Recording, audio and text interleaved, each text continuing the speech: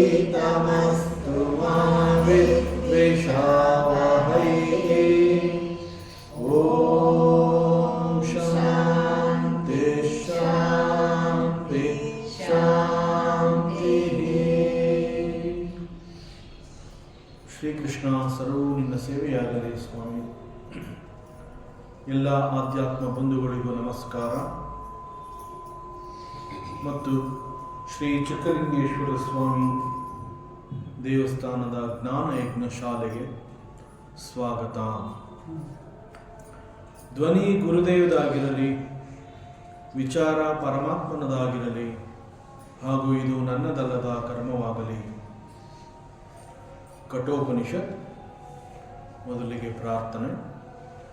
ಓಂ ನಮೋ ಭಗವತೆ ವೈವಸ್ವತಾಯ ಮೃತ್ಯುವೇ ಬ್ರಹ್ಮವಿದ್ಯಾಚಾರ್ಯಾಯ ನಚಿಕೇತಸೇ ಚ.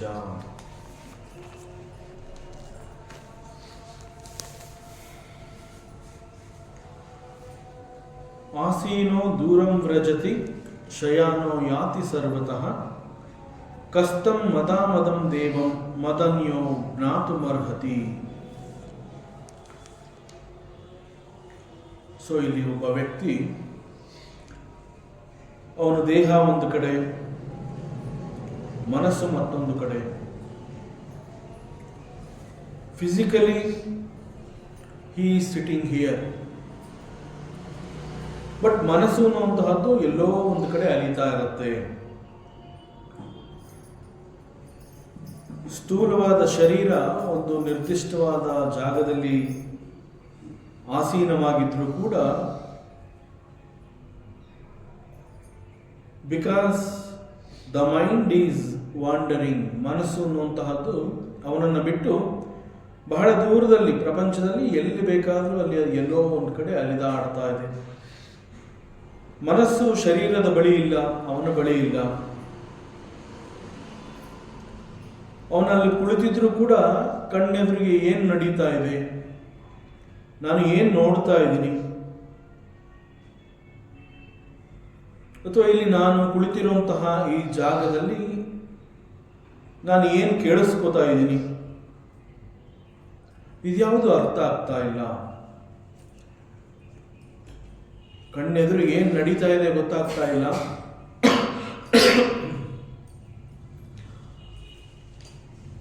ಇಲ್ಲಿ ಏನು ಮಾತನಾಡ್ತಾ ಇದ್ದಾರೆ ಅದು ಗೊತ್ತಾಗ್ತಾ ಇಲ್ಲ.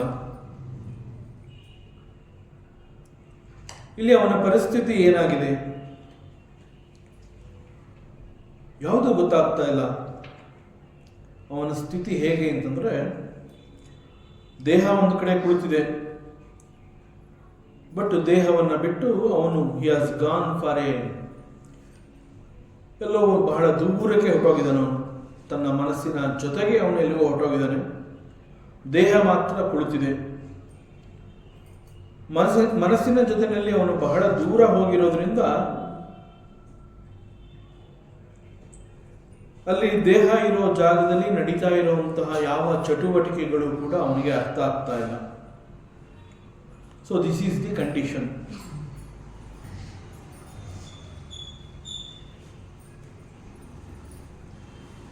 ಇಲ್ಲಿ ಈ ಒಂದು ಸತ್ಯವನ್ನ ಗೊತ್ತಿಲ್ಲದೆ ಇರುವಂತಹ ಒಬ್ಬ ಅಜ್ಞಾನಿ, ಅವನ ಪ್ರಕಾರ ಇಲ್ಲಿ ಒಂದು ದೇಹ ಕುಳಿತಿದೆ ಅಂತಂದ್ರೆ ಅವನು ಕೂಡ ಇಲ್ಲೇ ಇದ್ದಾನೆ. ದೇಹ ಇಲ್ಲಿದೆ ಅಂತಂದ ಮೇಲೆ ಅವನು ಇಲ್ಲಿರೋದಕ್ಕೆ ಸಾಧ್ಯ, ಅವನು ಇಲ್ಲೇ ಇದ್ದಾನೆ, ಈ ಅರ್ಥ. ಅಥವಾ ಮನಸ್ಸು ಎಲ್ಲೋ ಅಲೆದಾಡ್ತಾ ಇದೆ ಅಂತಂದ್ರೆ ಅವನು ಮನಸ್ಸಿನ ಜೊತೆ ಇದ್ದಾನೆ. ಸೊ ಇಲ್ಲಿ ಅವನು ಅಂತ ಹೇಳ್ತಾ ಇರುವಂತಹದ್ದು ಅವನು ಎಲ್ಲಿದ್ದಾನೆ ಹೇಗರೆ? ಇಲ್ಲಿ ಕುಳಿತಿರುವಂತಹ ದೇಹದ ಜೊತೆ ಮನಸ್ಸಿದೆಯಾ, ಅಥವಾ ಮನಸ್ಸು ಅನ್ನುವಂತಹದ್ದು ಎಲ್ಲೋ ಅಲೆದಾಡ್ತಾ ಇದೆಯಲ್ಲ, ಆ ಮನಸ್ಸಿನ ಜೊತೆ ಅವನಿದಾನ, ಅವನು ಎಲ್ಲಿದ್ದಾನೆ? ಸೊ ಒಂದು ರೀತಿಯ ಮಿಶ್ರ ಅನುಭವಗಳು ಅವನಿಗೆ ಆಗ್ತಾ ಇದೆ. ಆಸೀನಃ ಕುಳಿತಿರುವಂತೆಯೇ ದೂರಂ ವ್ರಜತಿ, ಬಹಳ ದೂರಕ್ಕೆ ಹೋಗಿರ್ತಾನೆ.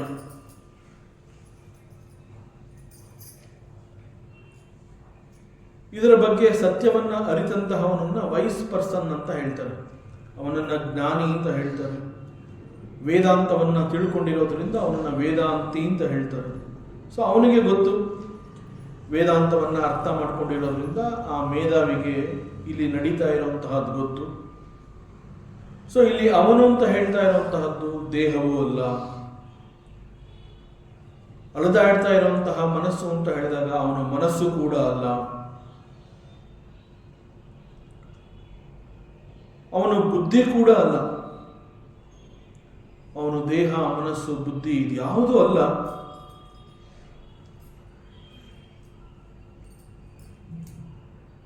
ಹಾಗಾದರೆ ಅವನು ಅಂತ ಇಲ್ಲಿ ಯಾರನ್ನ ಕುರಿತು ಹೇಳಬಹುದು? ಸೊ ಯಾರಿಗೆ ಇಲ್ಲಿ ದೇಹ ಇದೆ, ಮನಸ್ಸು ಬೇರೆ ಕಡೆ ಎಲ್ಲೋ ಹೋಗಿದೆ, ಬುದ್ಧಿಯ ಹಿಡಿತದಲ್ಲಿ ಅದು ಇಲ್ಲ ಅಂತ ಯಾರಿಗೆ ಇವೆಲ್ಲ ಅರ್ಥ ಆಗ್ತಾ ಇದೆ, ಸೊ ಅವನು ಇವೆಲ್ಲವನ್ನ ವಿಟ್ನೆಸ್ ಮಾಡ್ತಾ ಇದ್ದಾನೆ, ಅವನು ಇವೆಲ್ಲವನ್ನ ನೋಡ್ತಾ ಇದ್ದಾನೆ. ದೇಹ ಕುಳಿತಿರುವಂತಹದ್ದು ನೋಡ್ತಾ ಇದ್ದಾನೆ, ಕುಳಿತಿರುವ ಜಾಗದಲ್ಲಿ ಮನಸ್ಸಿಲ್ಲ ಅನ್ನುವಂತಹದ್ದು ಗೊತ್ತಾಗ್ತಾ ಇದೆ. So he is witnessing the body, he is witnessing the mind, he is witnessing the intellect also.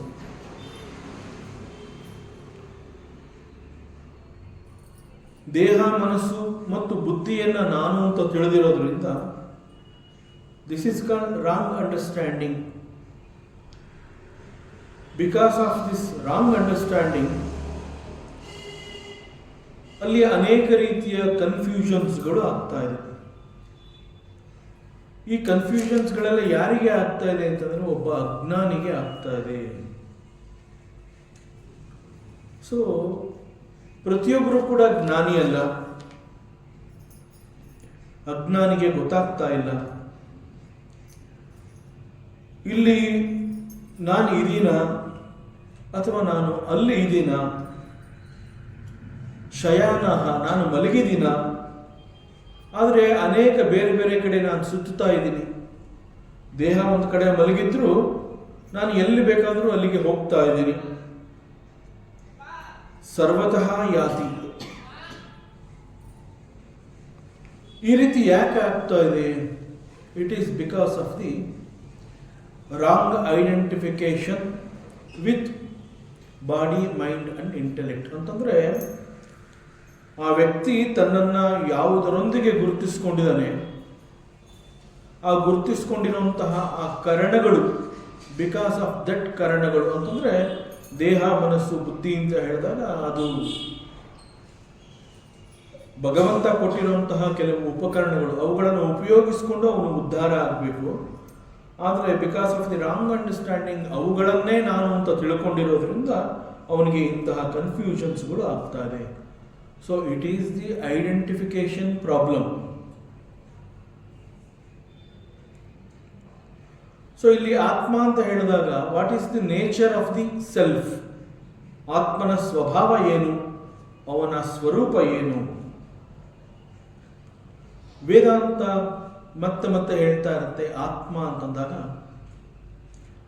Ananda is the ಸ್ವರೂಪ. ಸೊ ಆನಂದ ಅನ್ನುವಂತಹದ್ದು ಆತ್ಮದ ಸ್ವರೂಪವಾಗಿದೆ ಎನ್ನುವಂತಹದ್ದು ಒಬ್ಬ ಮೇಧಾವಿಗೆ ಗೊತ್ತಿದೆ, ಒಬ್ಬ ಜ್ಞಾನಿಗೆ ಗೊತ್ತಿದೆ. ಬಟ್ ಇಂತಹ ಒಂದು ಸೂಕ್ಷ್ಮವಾದ ವಿಚಾರಗಳು ಅಜ್ಞಾನಿಗೆ ಗೊತ್ತಾಗೋದಿಲ್ಲ. ಸೊ ಈ ಕಾರಣದಿಂದ ಅವನಲ್ಲಿ ಮಿಶ್ರ ಅನುಭವಗಳು ಆಗ್ತಾ ಇದೆ. ಮದ ಆಮದಂ ಅಂತಂದ್ರೆ ಸಂತೋಷವಾಗಿದ್ದೀನಿ ಅಂತ ಅವನು ಆನಂದವನ್ನ ಅನುಭವಿಸ್ತಾ ಇರ್ತಾನೆ. ಆಲ್ ಆಫ್ ಎ ಸಡನ್ ಯಾವುದೋ ಒಂದು ನೆನಪು ಮರುಕಳಿಸಿ ಸಡನ್ ಆಗಿ ದುಃಖಕ್ಕೆ ಒಳಗಾಗ್ತಾನೆ. ನಾವು ನೋಡ್ತೀವಿ ಅನೇಕರನ್ನು, ನಾವು ಹೇಳ್ತೀವಿ ಸಡನ್ ಆಗಿ ಅವನ ಮೂಡ್ ಚೇಂಜ್ ಆಗೋಯ್ತು ಅಂತ ಹೇಳ್ತೀವಿ. ಇಷ್ಟೊತ್ತು ಚೆನ್ನಾಗಿದ್ದ, ನಮ್ಮ ಜೊತೆ ನಗ್ನಗ್ತಾ ಮಾತನಾಡ್ತಾ ಇದ್ದ, ಅವನನ್ನ ಯಾರು ಏನು ಅಂದಿಲ್ಲ, ಅವನನ್ನ ಒಂಟಿಯಾಗಿ ನಾವು ಬಿಟ್ಟಿಲ್ಲ, ಅವನಿಗೆ ಗೊತ್ತಾಗದೇ ಇರೋ ಹಾಗೆ ನಾವು ಮಾತನಾಡಿಲ್ಲ, ಸಡನ್ ಆಗಿ ಚೇಂಜ್ ಆದ. What is that? ಆಗ ನಾವೇನು ಹೇಳ್ತೀವಿ ಅಂತಂದ್ರೆ ಒಂದು ಮೂಡ್ ಚೇಂಜ್ ಆಗೋದು ಕೂಡ ಅವನು ಈಸ್ ಅ ಮೂಡಿ ಫೆಲೋ, ಈ ರೀತಿ ಹೇಳ್ತೀವಿ. ಸೊ ಒಮ್ಮೆ ಸಂತೋಷದಿಂದ ಇರುವಂತೆ ಮತ್ತೊಮ್ಮೆ ದುಃಖದಿಂದ ಇರುವಂತೆ, this is called misery and Joy, ನೋವು ನಲಿವು. ಸೊ ಅನೇಕ ಸಂದರ್ಭಗಳಲ್ಲಿ ವೇದಾಂತದ ಇಂತಹ ಒಂದು ಸೂಕ್ಷ್ಮ ವಿಚಾರಗಳು ಗೊತ್ತಾಗದೆ ಹೋದಾಗ ಒಬ್ಬ ಅಜ್ಞಾನಿ ಏನು ಹೇಳ್ತಾನೆ ಅಂತಂದ್ರೆ, ಈ ನೋವು ನಲಿವು ದುಃಖ ಸಂತೋಷ ಇವೆಲ್ಲ these are all the properties of the self. ಇದು ಆತ್ಮನಿಗೆ ಸಂಬಂಧಪಟ್ಟಿರುವಂತಹದ್ದು. ಇದೆಲ್ಲ ಆತ್ಮನ ಗುಣಗಳು ಅನ್ನೋ ರೀತಿಯಲ್ಲಿ they come to the conclusion.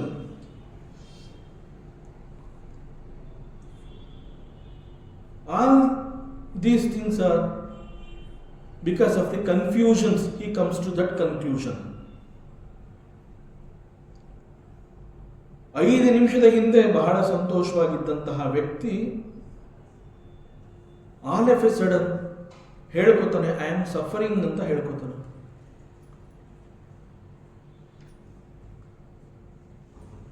V have to observe.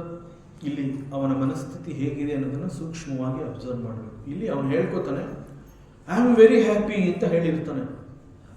The same person after 5 minutes he says I am suffering. ಅದೇ ವ್ಯಕ್ತಿ ಅವನ ಬಗ್ಗೆ ನಾವ್ಯಾರು ಈ ಸ್ಟೇಟ್ಮೆಂಟ್ನ ಮಾಡಿಲ್ಲ, ಅವನೇ ಹೇಳ್ತಾ ಇರುವಂತಹದ್ದು. ನಾನು ಬಹಳ ಸಂತೋಷವಾಗಿದ್ದೆ ಅಂತ ಹೇಳಿರುವಂತಹ ವ್ಯಕ್ತಿ ಕೆಲವೇ ನಿಮಿಷಗಳ ನಂತರದಲ್ಲಿ ಹೇಳ್ತಾನೆ ಐ ಆಮ್ ಸಫರಿಂಗ್. ಈ ಸ್ಟೇಟ್ಮೆಂಟ್ ಮಾಡಿದವನು ಅವನೇ. ಸಂತೋಷವನ್ನ ಅನುಭವಿಸ್ತಾ ಇದ್ದೆ ಅಂತ ಹೇಳಿದಂತಹ ವ್ಯಕ್ತಿ ಕೆಲವೇ ಸಮಯದ ನಂತರದಲ್ಲಿ ನಾನು ಬಹಳ ದುಃಖದಿಂದ ಕೂಡಿದ್ದೀನಿ ಅಂತ ಹೇಳ್ತಾ ಇದ್ದಾನೆ. ತುಂಬಾ ಸಫರ್ ಮಾಡ್ತಾ ಇದ್ದೀನಿ ನಾನು ಅಂತ ಹೇಳ್ತಾ ಇದ್ದಾನೆ. ದಟ್ ಮೀನ್ಸ್ ಅವನಿಗೆ ನನ್ನ ಪರಿಸ್ಥಿತಿ ಏನು ಅನ್ನುವಂತಹದ್ದು ಗೊತ್ತಾಗ್ತಾ ಇಲ್ಲ. So he is confusing. ಅವನಿಗೆ ಅವನ ಬಗ್ಗೆನೇ ನಂಬಿಕೆ ಇಲ್ಲ. ಅವನು ಬೇರೆ ಯಾರನ್ನೋ ಕುರಿತು ಹೇಳಲಿಲ್ಲ. ಅವನು ಸಂತೋಷವಾಗಿದ್ದ, ಈಗ ದುಃಖವಾಗಿದ್ದಾನೆ ಅಂತ ಬೇರೆ ಯಾರಿಗೋ ಹೇಳಲಿಲ್ಲ. ತನ್ನನ್ನು ಕುರಿತು ತಾನು ಹೇಳಿಕೊಂಡಂತಹ ಸ್ಟೇಟ್ಮೆಂಟ್ ಅದು. ನಾನು ಈ 5 ನಿಮಿಷದ ಹಿಂದೆ ಸಂತೋಷವಾಗಿದ್ದೆ, ಈಗ ನಾನು ಐ ಆಮ್ ಸಫರಿಂಗ್ ಅಂತ ಅವನು ಹೇಳ್ಕೊತಾ ಇದ್ದಾನೆ ಅಂತಂದ್ರೆ ಅವನಿಗೆ ಅವನ ಬಗ್ಗೆ ಯಾವುದೇ ರೀತಿಯ ನಂಬಿಕೆ ಇಲ್ಲ. ಸೆಲ್ಫ್ ಕಾನ್ಫಿಡೆನ್ಸ್ ಅಂತ ಕರಿತೀವಿ ನಾವು. ಸಾಮಾನ್ಯವಾಗಿ ನಾವು ಮಾತಾಡಬೇಕಾದ್ರೆ ನಾವೇ ಈ ರೀತಿ ಹೇಳ್ತೀವಿ, ಅಥವಾ ಯಾರೋ ಒಬ್ಬ ವ್ಯಕ್ತಿ ಅವನಿಗೆ ವಹಿಸಿದಂತಹ ಜವಾಬ್ದಾರಿಯನ್ನು ಅವನು ಮಾಡದೆ ಹೋದಾಗ ಅವನಿಗೆ ಮುಂದೆ ಏನು ಕೆಲಸ ಕೊಡೋದು ಬೇಡ, ಅವನಿಗೆ ಕಾನ್ಫಿಡೆನ್ಸ್ ಇಲ್ಲ, ಅವನಿಗೆ ಸೆಲ್ಫ್ ಕಾನ್ಫಿಡೆನ್ಸ್ ಇಲ್ಲ. ಯಾಕೆ ಅಂತಂದ್ರೆ ತನ್ನಲ್ಲಿ ಆಗ್ತಾ ಇರುವಂತಹ ಬದಲಾವಣೆಗಳನ್ನು ಅವನು ಗುರುತಿಸ್ಕೊಳ್ಳೋದಕ್ಕೆ ಆಗ್ತಾ ಇಲ್ಲ. ಆ ಮಿಶ್ರ ಅನುಭವಗಳನ್ನು ಅವನು ಅನುಭವಿಸ್ತಾ ಇರ್ತಾನೆ. ಅವನು ಸುಳ್ಳು ಹೇಳ್ತಾ ಇಲ್ಲ. ಅವನು ಸಂತೋಷವಾಗಿದ್ದ ಅಂತ ಏನು ಹೇಳ್ಕೊಂಡ ದಟ್ ಈಸ್ ರೈಟ್. ಅಗೇನ್ ಅವನು ಹೇಳ್ಕೊತಾ ಇದ್ದಾನೆ I am suffering, that is also right. ನಾನು ದುಃಖವನ್ನ ಅನುಭವಿಸ್ತಾ ಇದ್ದೀನಿ ಅಂತ ಅವನು ಯಾಕೆ ಹೇಳ್ತಾ ಇದ್ದಾನೆ ಅಂತಂದ್ರೆ ಅದರ ಅನುಭವ ಅವನಿಗೆ ಆಗ್ತಾ ಇದೆ, ನಮಗೆ ಕಾಣಿಸ್ತಾ ಇಲ್ಲ. ನಾವು ನೋಡ್ತಾ ಇದ್ದಾಗ ಅವನು ನಗ್ನಗ್ತಾ ಇದ್ದ, ಈಗ ಅಳುತ್ತಾ ಇದ್ದಾನೆ. ಅವನ ಅಳುವನ್ನ ನಾವು ನೋಡಿದೀವಿ, ಅವನ ನಗುವನ್ನ ಕೂಡ ನಾವು ನೋಡಿದೀವಿ. ಸೊ ಇದು ಅವನಿಗೆ ಸಂಬಂಧಪಟ್ಟಿರುವಂತಹದ್ದು. ಸೊ ಅವನಿಗೆ ಅವನ ಬಗ್ಗೆನೇ ನಂಬಿಕೆ ಇಲ್ಲ. ಅವನಿಗೆ ಅವನ ಬಗ್ಗೆ ನಂಬಿಕೆ ಇಲ್ಲದೆ ಇದ್ದಿದ್ರಿಂದ ನಾನು ಸಂತೋಷವಾಗಿದ್ದೆ ಅನ್ನೋದು ಕೂಡ ಹೇಳಿಕೊಂಡ, ನಾನು ಸಫರ್ ಮಾಡ್ತಾ ಇದ್ದೀನಿ ಅನ್ನುವಂತಹದ್ದನ್ನ ಕೂಡ ಹೇಳಿಕೊಂಡ. ಸೊ ಇಲ್ಲಿ ಅವನ ಅಸ್ತಿತ್ವದ ಬಗ್ಗೆ ಅವನಿಗೆ ಬಹಳ ದೊಡ್ಡ ಕನ್ಫ್ಯೂಷನ್ ಆಗಿದೆ. So what is that confusion? So confusion is about ಸತ್ ಚಿತ್ ಆನಂದ, ಸಚ್ಚಿದಾನಂದ. ಒಮ್ಮೊಮ್ಮೆ ಅವನಿಗೆ ಅರ್ಥವಾಗುತ್ತೆ, ಅಲ್ಲಲ್ಲಿ ಕೇಳಿರ್ತಾನೆ ವಿಚಾರಗಳನ್ನ. ಹಿ ನೋಸ್, ಯಾಕೆಂತಂದ್ರೆ ಸತ್ಸಂಗದಲ್ಲಿ ಹೇಳಿರ್ತಾರೆ, ಒಬ್ಬ ಗುರು ಹೇಳಿರ್ತಾನೆ, ಅವನು ಉಪನಿಷತ್ಗಳನ್ನ ಓದಿರ್ತಾನೆ. So he knows that he is ಆತ್ಮಸ್ವರೂಪಿ and he is Sachchidananda.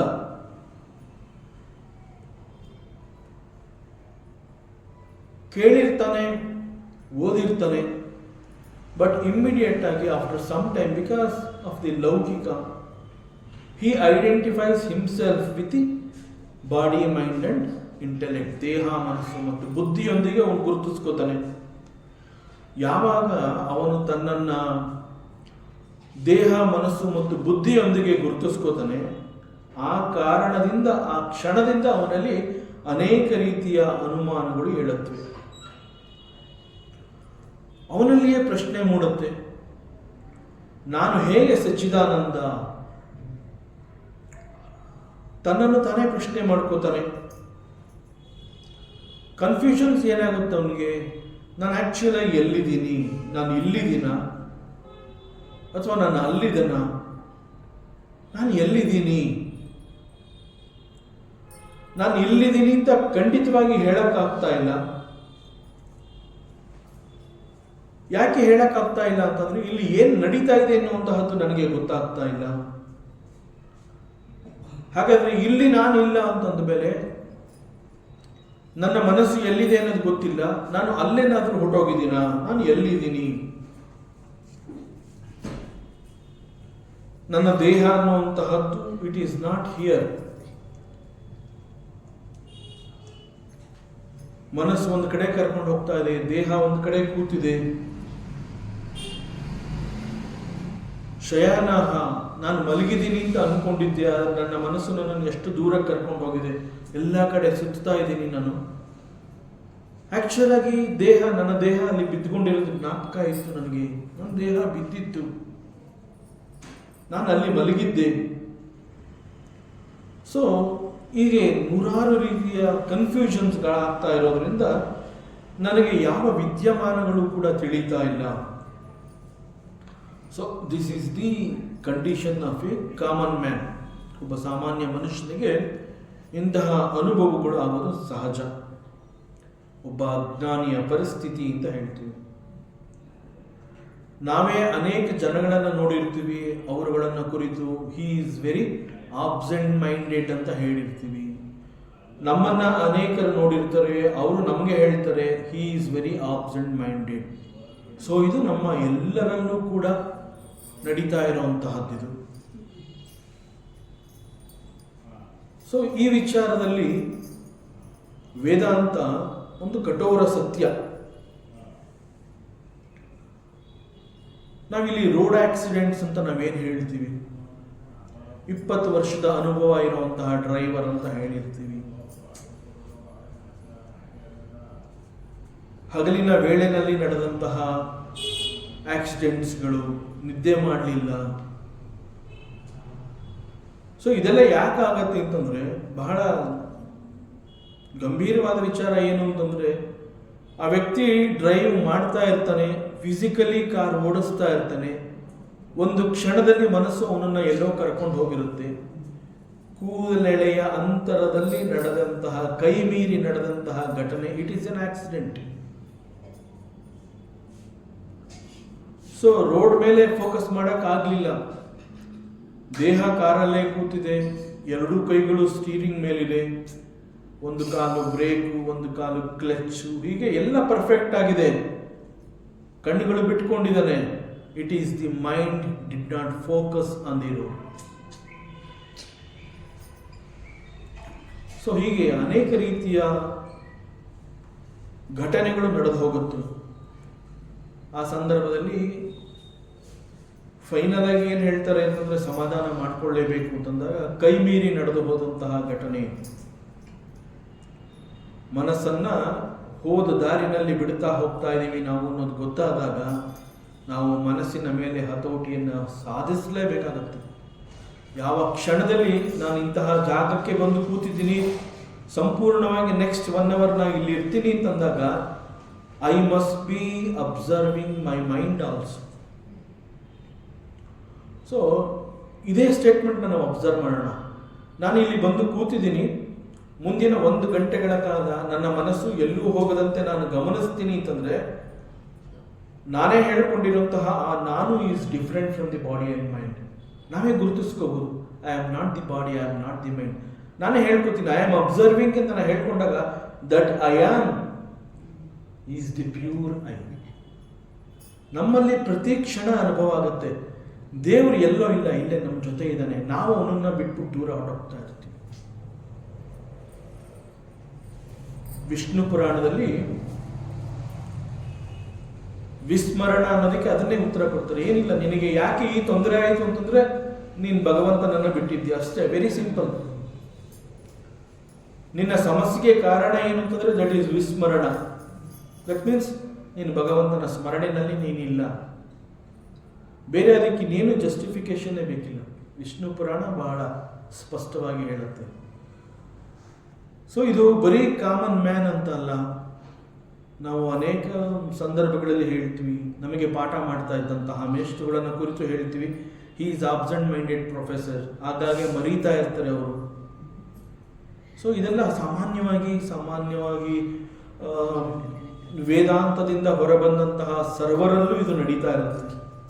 But ವೇದಾಂತ ಏನು ಹೇಳುತ್ತೆ ಅಂತಂದರೆ ಯು ಅಬ್ಸರ್ವ್. ಸೊ ನಾವುಗಳು ಯಾರು ಬೇಕಾದ್ರೂ ಈ ರೀತಿಯಾಗಿರಬಹುದು. ಸೊ ನಾವು ನಮ್ಮನ್ನು ಎಲ್ಲಿ ಯಾವುದರಲ್ಲಿ ಗುರುತಿಸ್ಕೊಂಡಿದ್ದೀವಿ ಅನ್ನುವುದರ ಮೇಲೆ ನಾನು ಎಲ್ಲಿದ್ದೀನಿ ಅನ್ನುವಂತಹದ್ದು ನಿರ್ಧಾರ ಆಗತ್ತೆ. So the actual question, where do you exist ಅಂತ ಯಾರು ಕೇಳಿದ್ರೆ ಸಂದರ್ಭ ಮತ್ತು ಸಿಚುಯೇಷನ್ಗೆ ತಕ್ಕಂತೆ ಎಲ್ಲಿ ನಾವು ನಮ್ಮನ್ನು ಗುರುತಿಸ್ಕೋತೀವಿ ಅಲ್ಲಿ I exist. So this is the reality. So ನನ್ನ ಎಕ್ಸಿಸ್ಟೆನ್ಸ್ ಅನ್ನುವಂತಹದ್ದು ಸಂದರ್ಭಗಳು ಸಿಚುಯೇಷನ್ಸ್ಗೆ ತಕ್ಕಂತೆ ಅವುಗಳು ಬದಲಾಗ್ತಾ ಇರುತ್ತೆ. So but this is the exactly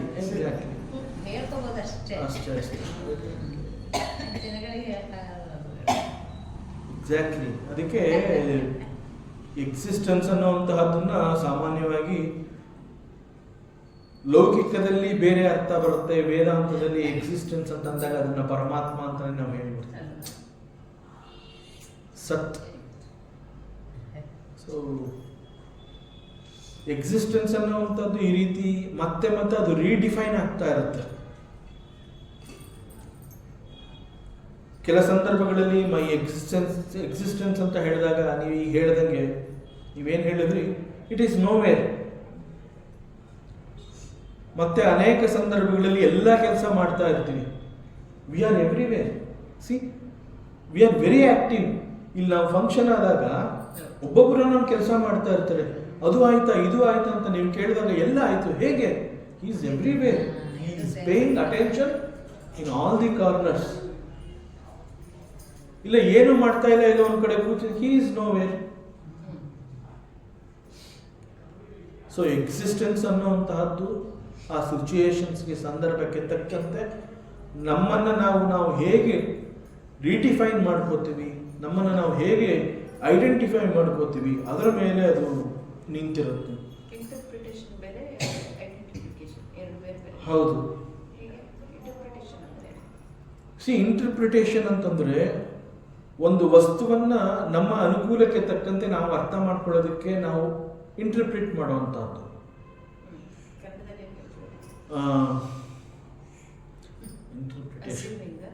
ಅಸ್ಯೂಮಿಂಗು ಅಲ್ಲ, ಕರೆಕ್ಟಾಗಿ ಹೇಳಬೇಕು ಅಂತಂದ್ರೆ ಭಾಷ್ಯ ಅಂತ ನಾವು ಹೇಳ್ತೀವಲ್ಲ, ದಟ್ ಈಸ್ ಇಂಟರ್ಪ್ರಿಟೇಷನ್.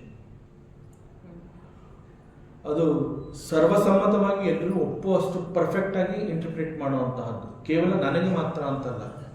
ಸೊ ನನ್ನನ್ನು ಸೇರಿಸ್ಕೊಂಡು ಎಲ್ರಿಗೂ ಅರ್ಥ ಆಗುವಾಗ ಮಾಡುವಂತಹದ್ದು ಇಂಟರ್ಪ್ರಿಟೇಷನ್, ಸರ್ವಸಮ್ಮತ. So this is called total confusions with regard to the ಸತ್ ಎಕ್ಸಿಸ್ಟೆನ್ಸ್ ಅಂತ ಹೇಳಿದಾಗ. ಸೊ ಸಾಮಾನ್ಯವಾಗಿ ಸತ್ ಅಂತಂದ್ರೆ ಇಟ್ ಈಸ್ ರಿಯಾಲಿಟಿ. ಇದೇ ಪ್ರಶ್ನೆಯನ್ನು ಒಬ್ಬ ಅಜ್ಞಾನಿಯನ್ನು ಕುರಿತು ಕೇಳಿದ್ರೆ ವೇರ್ ಈಸ್ ಯುವರ್ ಎಕ್ಸಿಸ್ಟೆನ್ಸ್ ಅಂತಂದ್ರೆ ಅವನು ಹೇಳ್ತಾನೆ I am in the world ಅಂತ ಕೂಡ ಹೇಳ್ತಾನೆ. ಬೇರೆ ಇನ್ನೇನು ಜಾಸ್ತಿ ವಿಚಾರ ಬೇಡ, ನೀನ್ ಎಲ್ಲಪ್ಪ ಇದೆಯಾ ಅನ್ನುವಂತಹದ್ದು ಅಂತಂದ್ರೆ ಸಾಮಾನ್ಯವಾಗಿ ನೀನು ಎಲ್ಲಿದೆಯಾ ಅಂತ ಯಾರು ಕೇಳಿದ್ರೆ ಅವನು ಊರು ಹೇಳ್ಬೋದು ಅಥವಾ ಅವನ ಏರಿಯಾ ಹೇಳ್ಬೋದು. Suppose when you step out from the Vedanta ಚರ್ಚೆ and immediately when you ask someone he may say I am in the world. ಯಾಕೆಂತಂದ್ರೆ ಅಲ್ಲಿವರೆಗೆ ವೇದಾಂತದಲ್ಲಿ ಹೇಳಿರ್ತಾರೆ, ಬೇರೆ ಬೇರೆ ರೀತಿಯಲ್ಲಿ ನಾನು ಅನ್ನುವಂತಹದ್ದನ್ನು ಎಕ್ಸ್ಪ್ಲೈನ್ ಮಾಡಿರ್ತಾರೆ. ಅದು ಅವನಿಗೆ ಗೊತ್ತಿಲ್ಲ. ಗೊತ್ತಾಗದೆ ಹೋದಾಗ ಅವನು ಹೇಳ್ತಾನೆ ನಾನು ಜಗತ್ತಿನಲ್ಲಿ ಇದ್ದೀನಿ ಅನ್ನುವಂತಹದ್ದನ್ನು ನೇರವಾಗಿ ಹೇಳ್ಬಿಡ್ತಾನೆ. That means he has identified himself with the world, ಜಗತ್ತಿನೊಂದಿಗೆ ತನ್ನನ್ನು ಗುರುತಿಸ್ಕೋತಾನೆ. According to him the reality, ಸತ್ಯ ಏನು ಅಂತಂದ್ರೆ ವೇದಾಂತ ಬಹಳ ಸ್ಪಷ್ಟವಾಗಿ ಹೇಳುತ್ತೆ, ಜೀವ ಜಗತ್ತು ಈಶ್ವರ ಅಂತ ಹೇಳಿದಾಗ ಜಗತ್ತು ಅನ್ನುವಂತಹದ್ದು ನನಗಿಂತ ಬೇರೆ ಅಲ್ಲ, ನಾನು ಜಗತ್ತಿಗಿಂತ ಬೇರೆ ಅಲ್ಲ. ಆ ಜೀವ ಜಗತ್ತು ಈಶ್ವರ ಅನ್ನುವಂತಹದ್ದನ್ನ ವಿಚಾರ ಮಾಡ್ತಾ ಹೋದ್ರೆ ಬಹಳ ಆನಂದ ಸಿಗತ್ತೆ, ತುಂಬಾ ಮೈ ರೋಮಾಂಚನ ಆಗತ್ತೆ. ಆದರೆ ಇಲ್ಲಿ ಅವನು ಹೇಳ್ತಾ ಇರೋದೇನು, ನಾನು ಜಗತ್ತಿನಲ್ಲೇ ಇದ್ದೀನಿ ಅಂತ. ವೇದಾಂತ ಹೇಳುತ್ತೆ ನಿನಗಿಂತ ಜಗತ್ತು ಬೇರೆ ಅಲ್ಲ, ನೀನು ಜಗತ್ತಿಗಿಂತ ಬೇರೆ ಅಲ್ಲ, ಜಗತ್ತಿನೊಳಗಡೆ ನೀನು ಹೇಗೆ ಇರೋದಕ್ಕೆ ಸಾಧ್ಯ, ನೀನು ಇರೋದ್ರಿಂದ ಜಗತ್ತಿದೆ. ವೇದಾಂತ ಬಹಳ ಸ್ಪಷ್ಟವಾಗಿ ಹೇಳುತ್ತೆ ನಾನು ಜಗತ್ತಿನಲ್ಲಿ ಇದ್ದೀನಿ ಅಂತ ನೀ ಹೇಳ್ಕೊತಾ ಇದೀಯಾ. ಸೊ ನಿನ್ನ ಪ್ರಕಾರ ನಾನು ಜಗತ್ತಿನಲ್ಲಿ ಇದೆಯಾ ಅಂತ ನೀ ಹೇಳ್ಕೊತಾ ಇದೀಯಾ ಅಂತಂದ್ರೆ ಫಾರ್ ಯು ದ ಜಗತ್ತು ಈಸ್ ರಿಯಲ್, ಜಗತ್ತು ಈಸ್ ಸತ್ಯ. ವೇದಾಂತ ಏನ್ ಹೇಳುತ್ತೆ, ಜಗತ್ತನ್ನ ವೇದಾಂತ ನಿರಾಕರಿಸ್ತಾ ಇಲ್ಲ, ಆದ್ರೆ ಸತ್ಯ ಅಂತ ಒಪ್ಕೊಳ್ಳೋದಿಲ್ಲ. ಇಟ್ ಈಸ್ ಮಿಥ್ಯ, ಬಿಕಾಸ್ ನೀನು ಇರೋದ್ರಿಂದ ನಿನಗೆ ಜಗತ್ತು. ಸೊ ಈ ಜಗತ್ತು ಅನ್ನುವಂತಹದ್ದೇ ಸತ್ಯ ಅನ್ನುವಂತಹದ್ದಾದ್ರೆ ನಿನ್ನ ಪ್ರಕಾರ ಜಗತ್ತಿಗೆ ನಾನು ಬಂದಿದ್ದೀನಿ, ದಟ್ ಮೀನ್ಸ್ ಜಗತ್ತಿಗೆ ನಾನು ಬರ್ತಾ ಇರ್ತೀನಿ, ಹೋಗ್ತಾ ಇರ್ತೀನಿ. ದಟ್ ಮೀನ್ಸ್ ನಾನು ನೇರವಾಗಿ ಅವನು ಒಪ್ಕೋತಾ ಇದ್ದೇನೆ, ನಾನು ಬರ್ತ್ ಅಂಡ್ ಡೆತ್ ಸೈಕಲ್ ನಲ್ಲಿ ಸಿಕ್ಕಾಕೊಂಡಿರೋನು, ಇಲ್ಲಿಗೆ ಬರ್ತಾ ಇರ್ತೀನಿ, ಹೋಗ್ತಾ ಇರ್ತೀನಿ. ವೇದಾಂತ ಹೇಳುತ್ತೆ ಆ ನಾನು ಅಂತ ನೀ ಹೇಳ್ತಿಲ್ಲ, ಅದಕ್ಕೆ ಹುಟ್ಟು ಸಾವು ಅನ್ನುವಂತಹದ್ದೇ ಇಲ್ಲ. ಸೊ ಬಹಳ ಗಂಭೀರವಾದ ವಿಚಾರಗಳು ಇದು ಸಾಕಷ್ಟು ದೀರ್ಘವಾಗಿ ಒಂದು ಚಿಂತನೆಗೆ ತಗೊಂಡು ಹೋಗ್ತಾ ಹೋದ್ರೆ ಅಷ್ಟು ಸುಲಭವಾಗಿ ಇದನ್ನು ಅನ್ಫೋಲ್ಡ್ ಮಾಡೋಕ್ಕಾಗೋದಿಲ್ಲ. ವೇದಾಂತ ಬಹಳ ಸ್ಪಷ್ಟವಾಗಿ ಹೇಳುತ್ತೆ the world is N appearance, ಜಗತ್ತು ಅನ್ನುವಂತಹದ್ದು ಒಂದು ತೋರುವಿಕೆ. ಇಟ್ ಈಸ್ ಅ ಮಿಥ್ಯಾ ಪ್ರಪಂಚ, it is not real, it is ಮಿಥ್ಯಾ. ನೀನು ಇಲ್ಲಿದ್ದೀನಿ ಅಂತ ಹೇಳ್ತಾ ಇದೆಯಲ್ಲ, ದಟ್ ಈಸ್ ಸತ್ಯ. ನೀನು ಇಲ್ಲಿ ಇರೋದ್ರಿಂದ ದೇರ್ ಈಸ್ ಎ ಜಗತ್ತು ಫಾರ್ ಯು. ಹಾಗಾದ್ರೆ what is the confusion regarding ಚಿತ್? ಚಿತ್ ಅಂತಂದ್ರೆ ಹೇಗೆ ಜ್ಞಾನ, ನನ್ನ ಬಗ್ಗೆ ನಾನು ಹೊಂದಿರುವಂತಹ ಜ್ಞಾನ, ಇದರ ಬಗ್ಗೆ ಯಾವ ಒಂದು ಕನ್ಫ್ಯೂಷನ್ ಇದೆ. ಸೊ ಇದನ್ನು ಕೂಡ ಪ್ರಶ್ನೆ ಮಾಡಿದಾಗ ಕೆಲವರು ಹೇಳ್ತಾರೆ ನನ್ನ ಬಗ್ಗೆ ನನಗೆ ಗೊತ್ತು ಅಂತ ಹೇಳ್ತಾರೆ, ಮತ್ತೆ ಕೆಲವರು ಹೇಳ್ತಾರೆ ನನಗೆ ನಾನು ಯಾರು ಅನ್ನುವಂತಹದ್ದನ್ನ ಗೊತ್ತಿದೆ ಅಂತ ಹೇಳೋದಕ್ಕೆ ಆಗ್ತಾ ಇಲ್ಲ, ನಾನು ಹೇಳಲಾರೆ. ಸೊ ಗೊತ್ತು ಅನ್ನುವಂತಹದ್ದು ಗೊತ್ತಾಗ್ತಾ ಇಲ್ಲ, ಗೊತ್ತಿಲ್ಲ ಅನ್ನುವಂತಹದ್ದನ್ನ ನಾನು ಹೇಳಕ್ಕಾಗ್ತಾ ಇಲ್ಲ. ಇಲ್ಲಿ ನಾನು ಇದ್ದೀನಿ ಅನ್ನುವಂತಹದ್ದು ನನಗೆ ಗೊತ್ತು, ಆದರೆ ನನ್ನ ಬಗ್ಗೆ ನನಗೆ ಸರಿಯಾದ ತಿಳುವಳಿಕೆ ಇಲ್ಲ. ವೇದಾಂತ ನನ್ನನ್ನು ಸಚ್ಚಿದಾನಂದ ಅಂತ ಕರೆದರೂ ಕೂಡ ನನಗೆ ಸಚ್ಚಿದಾನಂದದ ಅನುಭವ ಆಗಿಲ್ಲ, ನನಗೆ ಅದರ ಮನವರಿಕೆ ಆಗಿಲ್ಲ. ಆದ್ರಿಂದ ನನಗೆ ನನ್ನ ಬಗ್ಗೆ ಏನೂ ಗೊತ್ತಿಲ್ಲ. ಸೊ ನನಗೆ ನನ್ನ ಎಕ್ಸಿಸ್ಟೆನ್ಸ್ ಕೂಡ ಗೊತ್ತಿಲ್ಲ, ನನ್ನ ಚಿತ್ ಕೂಡ ಗೊತ್ತಿಲ್ಲ, ನನ್ನ ಸ್ವರೂಪ ಜ್ಞಾನದ ಬಗ್ಗೆ ನನಗೆ ಏನೇನು ಅರಿವಿಲ್ಲ.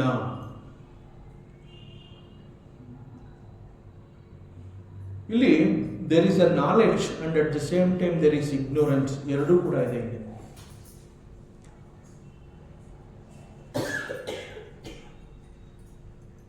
ನನಗೆ ಗೊತ್ತು ಅನ್ನುವಂತಹದ್ದು is a knowledge.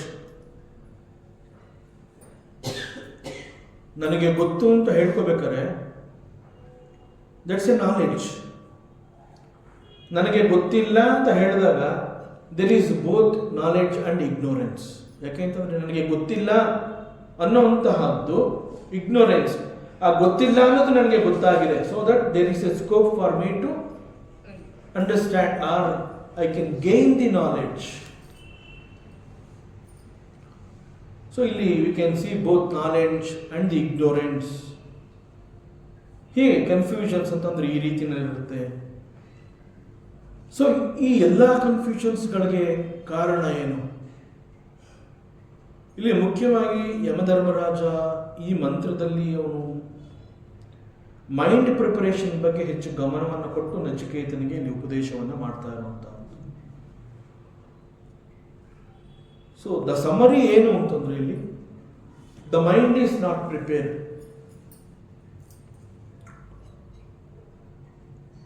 Because Amrita Bindu ಉಪನಿಷತ್ನಲ್ಲಿ ಕೂಡ ಅದೇ ಬರುತ್ತೆ, ಮನ ಏವ ಕಾರಣ ಬಂದ ಮೋಕ್ಷಯೋ.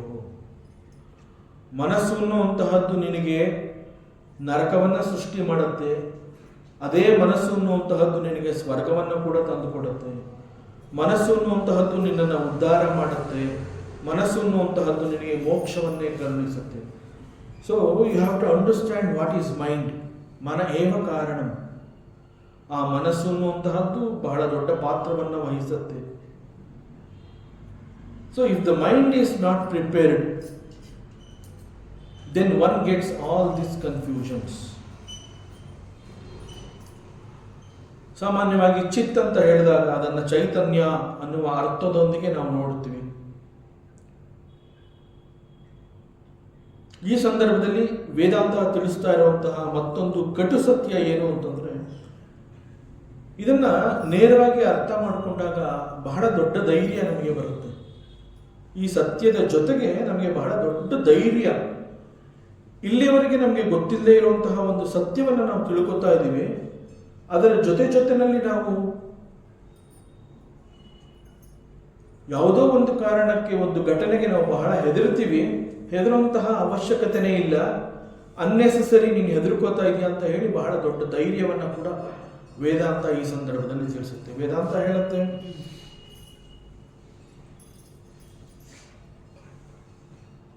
ಈ ದೇಹ ಅನ್ನುವಂತಹದ್ದು ಇಟ್ ಈಸ್ ಎ ಜಡ. ಜಡ ಅಂತಂದ್ರೆ ಏನು? ಒಂದು ಕಲ್ಲು, ಬಂಡೆ.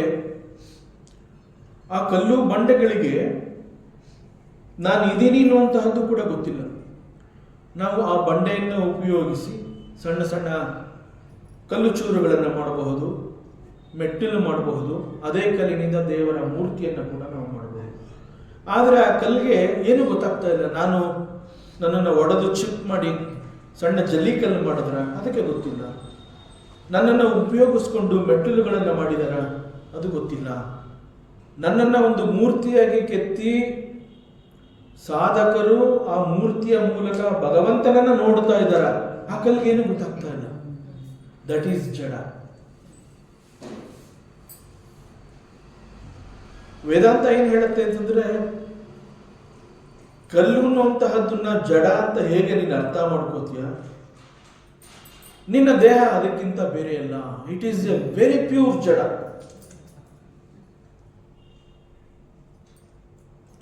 ದೇಹ ಈಸ್ ವೆರಿ ಪ್ಯೂರ್ ಜಡ.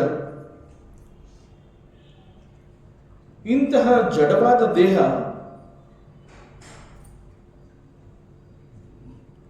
ಕೆಲವು ವಾಸನೆಗಳ ಕಾರಣದಿಂದ ಒಂದು ಜನ್ಮ ಅಂತ ಹೇಳಿ ಸೃಷ್ಟಿಗೆ ಹುಟ್ಟು ಅನ್ನೋ ಹೆಸರಿನಿಂದ ಇಲ್ಲಿಗೆ ಬಂದಿರುತ್ತೆ.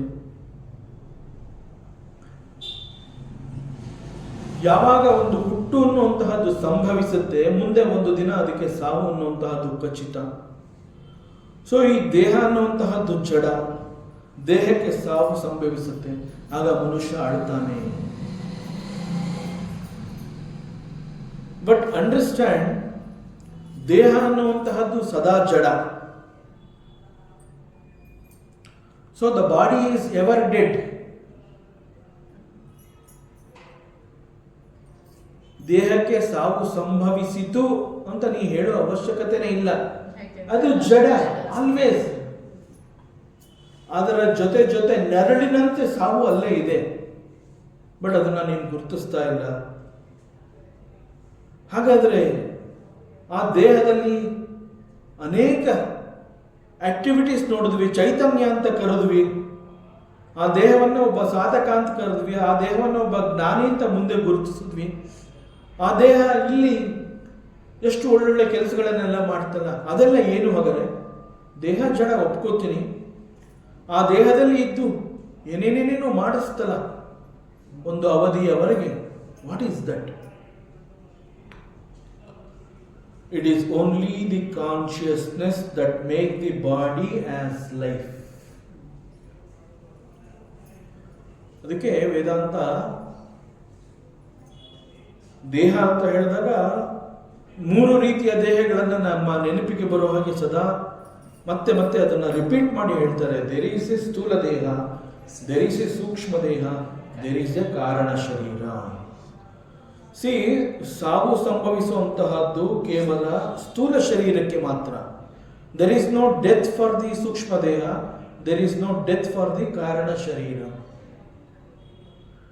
So the body, because of some samskaras, because of some vasanas, it took birth. ಅದರ ಆಯಸ್ಸು ಮುಗಿದಾಗ ಇಟ್ ಡ್ರಾಪ್ಸ್. ವೆರಸ್ ದಿ ಸೂಕ್ಷ್ಮ ದೇಹ ಅಂತ ಹೇಳಿದಾಗ ಅಲ್ಲಿ ಸ್ಥೂಲವಾಗಿ ನಾವು ದೇಹನ ಹೇಗೆ ಗುರುತಿಸ್ತಾ ಇದ್ವಿ, ದೇಹ ಅಂತಂದ್ರೆ 2 ಕೈ, 2 ಕಾಲು, 1 ತಲೆ, ಹೊಟ್ಟೆ, ಬೆನ್ನು, ಆ ರೀತಿ ಅದೆಲ್ಲವನ್ನ ಸೇರಿಸಿ ಅದನ್ನ ದೇಹ ಅಂತ ಗುರುತಿಸ್ತಾ ಇದ್ವಿ. ಅದು ಗುರುತಿಸುವುದಕ್ಕೆ ಸಾಧ್ಯವಾದ ಕಾರಣದಿಂದ ಅದನ್ನ ಸ್ಥೂಲ ಅಂತ ನಾವು ಕರೆದ್ವಿ. ಸೂಕ್ಷ್ಮ ಅಂತ ಹೇಳಿದಾಗ it is not possible for you to recognise, you cannot see, you cannot identify, but that is a ಶರೀರ. What is that? It is the mind and intellect. ಮನಸ್ಸು ಮತ್ತು ಬುದ್ಧಿಯನ್ನ ಸೂಕ್ಷ್ಮ ದೇಹ ಅಂತ ಹೇಳ್ತಾರೆ. ಸೊ ಸಾವು ಸಂಭವಿಸಿದ್ದು ಸ್ಥೂಲ ಶರೀರಕ್ಕೆ. ಸ್ಥೂಲ ಶರೀರದೊಂದಿಗೆ ಮಾಡಿದಂತಹ ತನ್ನ ಜೀವಿತ ಅವಧಿಯಲ್ಲಿ ಅದು ಮಾಡಿದಂತಹ ಅನೇಕ ಕರ್ಮಗಳ ಫಲಗಳನ್ನೆಲ್ಲವನ್ನ ಸಂಗ್ರಹಿಸಿ ಈ ಮನಸ್ಸು ಚಿತ್ತದಲ್ಲಿ ಸ್ಟೋರ್ ಮಾಡಿರುತ್ತೆ. ದಟ್ ಈಸ್ ಸ್ಥೂಲ ದೇಹ. ಕಾರಣ ಶರೀರ ಏನ್ ಮಾಡುತ್ತೆ ಅಂತಂದ್ರೆ ನೆಕ್ಸ್ಟ್ ಮಾಡಿರುವಂತಹ ಕರ್ಮಗಳನ್ನ ಅದು ವಿಭಾಗ ಮಾಡುತ್ತೆ. ಇವನಿಗೆ ಪುಣ್ಯ ಯಾವುದು, ಪಾಪ ಯಾವುದು, ಮತ್ತೆ ಇವನು ಮನುಷ್ಯನಾಗಿ ಹುಟ್ಟಬೇಕಾ, ಯಾವ ರೀತಿ ಹುಟ್ಟಬೇಕು, ಹೇಗೆ ಹುಟ್ಟಬೇಕು, ಹುಟ್ಟಿದ ಮೇಲೆ ಅವನು ಎಷ್ಟು ವರ್ಷ ಇಲ್ಲಿರಬೇಕು, ಅವನ ಆರೋಗ್ಯ ಹೇಗಿರಬೇಕು, ಅವನ ಸ್ಥಿತಿಗತಿಗಳು ಹೇಗಿರಬೇಕು, ಅವನು ಈ ಭೂಮಿನಲ್ಲಿ ಮತ್ತೆ ಹುಟ್ಟಿದ ನಂತರದಲ್ಲಿ ಅವನ ಜೀವನ ಹೇಗಿರಬೇಕು, ಅವನು ಏನನ್ನು ಸಾಧಿಸಬೇಕು, ಯಾವುದನ್ನು ಅರ್ಧಕ್ಕೆ ನಿಲ್ಲಿಸಿದಾನೆ, ಎಲ್ಲಿಂದ ಮತ್ತೆ ಸ್ಟಾರ್ಟ್ ಮಾಡಬೇಕು, ಮತ್ತೆ ಯಾವಾಗ ಅವನು ಇದನ್ನೆಲ್ಲ ಕಳ್ಕೊತಾನೆ, ಎಲ್ಲವನ್ನ ಅದೆಲ್ಲವನ್ನ ಪ್ಯಾಕ್ ಮಾಡಿ ರೆಡಿಯಾಗಿ ಇಟ್ಕೊಂಡಿರುತ್ತೆ. ಆ ಒಂದು ಸೂಕ್ತ ಸಮಯ ಬಂದಾಗ, ಒಂದು ಹುಟ್ಟು ಅನ್ನುವಂತಹದ್ದಾದಾಗ, ಯಾವ ತಂದೆ ತಾಯಿಯಲ್ಲಿ ಅಥವಾ ಯಾವ ಊರಿನಲ್ಲಿ ಯಾರಿಗೆ ಮಗನಾಗಿ, ಮಗಳಾಗಿ, ಏನಾಗಿ, ಪ್ರಾಣಿ ಆಗ್ಬೇಕಾ, ಎಲ್ಲ ಆಗಿ ಜನ್ಮ ಅಂತ ಬಂದಾಗ ಆ ಸೂಕ್ಷ್ಮ ದೇಹ ಅನ್ನೋದು ಎಲ್ಲಿರುತ್ತೆ, ಕಾಯ್ತಾ ಇರುತ್ತೆ, ಅದು ಬಂದು ಅಟ್ಯಾಚ್ ಆಗುತ್ತೆ. ಆಗ ಅಲ್ಲಿ ಕಾನ್ಷಿಯಸ್ನೆಸ್ ಸೇರಿಕೊಂಡಾಗ ಅಲ್ಲಿ ಚೈತನ್ಯ ಪ್ರವೇಶವಾಗಿ ದೇಹ becomes very active. This is the truth. This is the truth. So Vedanta ಏನು ಹೇಳುತ್ತೆ? ದೇಹ ಸದಾ ಜಡವಾಗಿರುತ್ತೆ. ಅದರಿಂದ ದ ಬಾಡಿ ಅಂತ ಹೇಳಿದಾಗ, ದೇಹ ಅಂತ ಹೇಳಿದಾಗ it is ever dead. So it is only the consciousness. ಅಲ್ಲಿ ಒಂದು ಚೈತನ್ಯ ಅಂತ ಇದ್ದ ಕಾರಣದಿಂದ, ಚೈತನ್ಯದ ಕಾರಣದಿಂದ ದಿ ಬಾಡಿ ಎನ್ನುವಂತಹದ್ದು ಒಂದು ಲೈಫ್ನ ಕಂಡುಕೋತು. Otherwise body is dead only forever. ಅದಕ್ಕೋಸ್ಕರ ನೀನು ಯಾಕೆ ಅಳ್ತೀಯ? ಸೊ ಈ ರೀತಿ ಇದ್ರೂ ಕೂಡ what is the confusion regarding ಆನಂದ? ಸೊ ಆನಂದ ಸ್ವರೂಪ ಅನ್ನುವಂತಹದ್ದು it is my true nature. ಇಲ್ಲಿ ಮೈ ಟ್ರೂ ನೇಚರ್ ಅಂತಂದ್ರೆ ಆತ್ಮನನ್ನ ಕುರಿತು ಹೇಳಿರುವಂತಹದ್ದು. ಆತ್ಮನ ನಿಜವಾದ ಸ್ವರೂಪ ಏನು ಅಂತಂದ್ರೆ ಇಟ್ ಈಸ್ ಆನಂದ. ಸೊ ಆತ್ಮನ ಸ್ವರೂಪವೇ ಆನಂದ ಅಂತ ಹೇಳಿದ್ರು ಕೂಡ ಕೆಲವು ಸಲ ಸಂತೋಷವಾಗಿರ್ತೀವಿ, ಮತ್ತೆ ಕೆಲವು ಬಾರಿ ನಾವು ಗೋಳಾಡ್ತಾ ಇರ್ತೀವಿ. This is the greatest confusion. ಈಗ ಈ ಒಂದು ಜಡವಾದ ದೇಹಕ್ಕೆ ಚೈತನ್ಯದ ಕಾರಣದಿಂದ ಒಂದು ಲೈಫ್ ಸಿಕ್ತು, ಇಲ್ಲಿ ಆತ್ಮ ಇದ್ದಾನೆ, ನನ್ನಲ್ಲಿ ಆತ್ಮ ಇದ್ದಾನೆ ಅನ್ನೋದನ್ನ ನಾನು ನಂಬಿದ ನಂತರ ಕೂಡ ನಾನು ಸಂತೋಷವಾಗಿರ್ತೀನಿ ಅಂತಂದಾಗ ನಾನು ಆತ್ಮನನ್ನ ಯೋಚನೆ ಮಾಡೋದಿಲ್ಲ, ಈ ಕ್ವಶನ್ ಕೇಳೋದಿಲ್ಲ. ನನಗೆ ದುಃಖ ಅನ್ನುವಂತಹದ್ದಾದ ತಕ್ಷಣ ನಾನು ಕೇಳ್ತೀನಿ, ಆತ್ಮನ ಸ್ವರೂಪವೇ ಆನಂದ ಅಂತಂದ ಮೇಲೆ ನನಗೆ ಯಾಕೆ ದುಃಖ ಆಗ್ತಾ ಇದೆ? ನಾನು ಸಂತೋಷವಾಗಿದ್ದಾಗ ಇಂತಹ ಪ್ರಶ್ನೆಗಳು ನನಗೆ ಬರೋದಿಲ್ಲ. Only when I start suffering I get the confusion, because Vedanta says I am the ಆತ್ಮ. ವೇದಾಂತ ನನ್ನನ್ನ ಆತ್ಮಸ್ವರೂಪ, ನೀನು ಆತ್ಮನೇ ಆಗಿದೀಯಾ, ಯು ಆರ್ ಪ್ಯೂರ್ ಆತ್ಮ, ಯು ಆರ್ ಸಚ್ಚಿದಾನಂದ ಅಂತ ಹೇಳಿದಾಗ ನನಗೆ ಈ ದುಃಖ ಆಗೋದಕ್ಕೆ ಹೇಗೆ ಸಾಧ್ಯ? This is the confusion. It is only because he has forgotten thoroughly that he is the source of happiness. ನನ್ನ ಸ್ವರೂಪವೇ ಆನಂದ, ಆನಂದವೇ ಸಂತೋಷ ಮತ್ತು ಆನಂದ ಅನ್ನುವಂತಹದ್ದು ನನ್ನ ನೈಜ ಸ್ವರೂಪ. ಅದು ಮರ್ತೋದಾಗ ನಮಗೆ ಈ ರೀತಿಯ ಕನ್ಫ್ಯೂಷನ್ಸ್ಗಳು, ಕ್ವಶನ್ಸ್ಗಳು ನಮ್ಮಲ್ಲಿ ಬರ್ತಾ ಇರುತ್ತೆ. ಸೊ ಈ ಪ್ರಕಾರ ಸತ್ ಚಿತ್ ಆನಂದ ಅಂತ ಹೇಳಿದಾಗ ಇಲ್ಲಿ ಬರುವಂತಹ ಅಟ್ಟರ್ ಕನ್ಫ್ಯೂಷನ್ಸ್ಗಳು ಇವೆಲ್ಲ ಯಾಕೆ ಮನುಷ್ಯನಿಗೆ ಬರುತ್ತೆ? It is only because the mind is not prepared. Mind understands the statements of the Vedanta. ವೇದಾಂತದಲ್ಲಿ ಇಂತಹದ್ದನ್ನು ನಾನು ಕೇಳಿದ್ದೀನಿ, ಸತ್ಸಂಗದಲ್ಲಿ ನಾನು ಇದನ್ನು ಕೇಳಿಸ್ಕೊಂಡೆ ಅಂತ ಹೇಳಿದಾಗ, ನಾನು ಕೇಳಿಸ್ಕೊಂಡೆ ಅಂತ ಹೇಳಬೇಕಾದ್ರೆ ಅವನ ಮನಸ್ಸು ಅಲ್ಲಿತ್ತು ಅಂತಾನೆ ಅರ್ಥ. That is why it is possible for him to listen to that statement. So ಮನಸ್ಸು ಅನ್ನುವಂತಹದ್ದಿದೆ ನಿಜ, ಆ ಮನಸ್ಸಿಗೆ ಇದೆಲ್ಲ ಅರ್ಥ ಆಗ್ತಾ ಇದೆ, ಅದು ನಿಜ. But the problem is the same mind is not prepared for a higher ಪ್ಲಾಟ್ಫಾರ್ಮ್ಗೆ ಹೋಗೋದಕ್ಕೆ it is not prepared. So ಈ ಕಾರಣದಿಂದ ನನ್ನ ಸ್ವರೂಪದ ಬಗ್ಗೆ ನಾವು ಅನೇಕ ರೀತಿಯ ಅನುಮಾನಗಳನ್ನು ಹೊಂದಿರ್ತೀವಿ. ಅದನ್ನು ಕುರಿತು ಇಲ್ಲಿ ಯಮಧರ್ಮರಾಜ ಹೇಳ್ತಾ ಇದ್ದಾನೆ, ಕಸ್ತಂ ಮದಾಮದಂ ದೇವಂ ಮದನ್ಯೋ ಜ್ಞಾತುಮರ್ಹತಿ. ಸೊ ನಾನು ಸಂತೋಷವಾಗಿದ್ದೀನಿ ಅನ್ನುವಂತಹದ್ದು ನನಗೆ ಗೊತ್ತು, ನಾನು ದುಃಖವಾಗಿದ್ದೀನಿ ಅನ್ನುವಂತಹದ್ದು ಗೊತ್ತು, ನಾನಿಲ್ಲಿ ಕುಳಿತಿದ್ದೆ ಅನ್ನುವಂತಹದ್ದು ಗೊತ್ತು, ಆದರೆ ನನ್ನ ಮನಸ್ಸು ನನ್ನ ಜೊತೆ ಇರಲಿಲ್ಲ, ನಾನು ಕುಳಿತ ಜಾಗದಲ್ಲಿ ನನ್ನ ಮನಸ್ಸಿರಲಿಲ್ಲ, ಅದು ನನಗೆ ಗೊತ್ತಾಯಿತು. ನಾನು ಮಲಗಿದ್ದೆ ಅನ್ನುವಂತಹದ್ದು ಗೊತ್ತಾಯಿತು, ಸರ್ವತಃ ಯಾತಿ ಎಲ್ಲ ಕಡೆ ಸಂಚಾರ ಮಾಡ್ತಾ ಇದ್ದೆ ಅನ್ನುವಂತಹದ್ದು ಕೂಡ ಗೊತ್ತಾಯಿತು. ಸೊ ನನಗೆಲ್ಲ ಗೊತ್ತಾಗ್ತಾ ಇದೆ. ದಟ್ ಮೀನ್ಸ್ ಎಲ್ಲವೂ ನಾನೇ ಆಗಿದ್ದೀನಿ. ಸೊ ಎಲ್ಲವೂ ನಾನೇ ಆಗಿರೋದ್ರಿಂದ ನನ್ನನ್ನು ಬಿಟ್ಟರೆ, ಅಗೇನ್ ದ ಸ್ಟೇಟ್ಮೆಂಟ್, ಎಲ್ಲವೂ ನಾನೇ ಆಗಿರೋದ್ರಿಂದ ನನ್ನನ್ನು ಬಿಟ್ಟರೆ ನನ್ನನ್ನು ತಿಳ್ಕೊಳ್ಳೋದಕ್ಕೆ ಇನ್ಯಾರಿಗೆ ಸಾಧ್ಯ? This is the advice given by Yamadharmaraja. So ದೇವಂ ಮದನ್ಯೋ ಜ್ಞಾತು ಅರ್ಹತಿ. ಸೊ ನನ್ನನ್ನು ಬಿಟ್ಟರೆ ನನ್ನನ್ನು ತಿಳ್ಕೊಳ್ಳೋದಕ್ಕೆ ಇನ್ಯಾರಿಗೆ ಸಾಧ್ಯ? ಸೊ ಕನ್ಫ್ಯೂಷನ್ಸ್ಗಳನ್ನ ನಾನೇ ಕ್ಲಿಯರ್ ಮಾಡ್ಕೋಬೇಕು.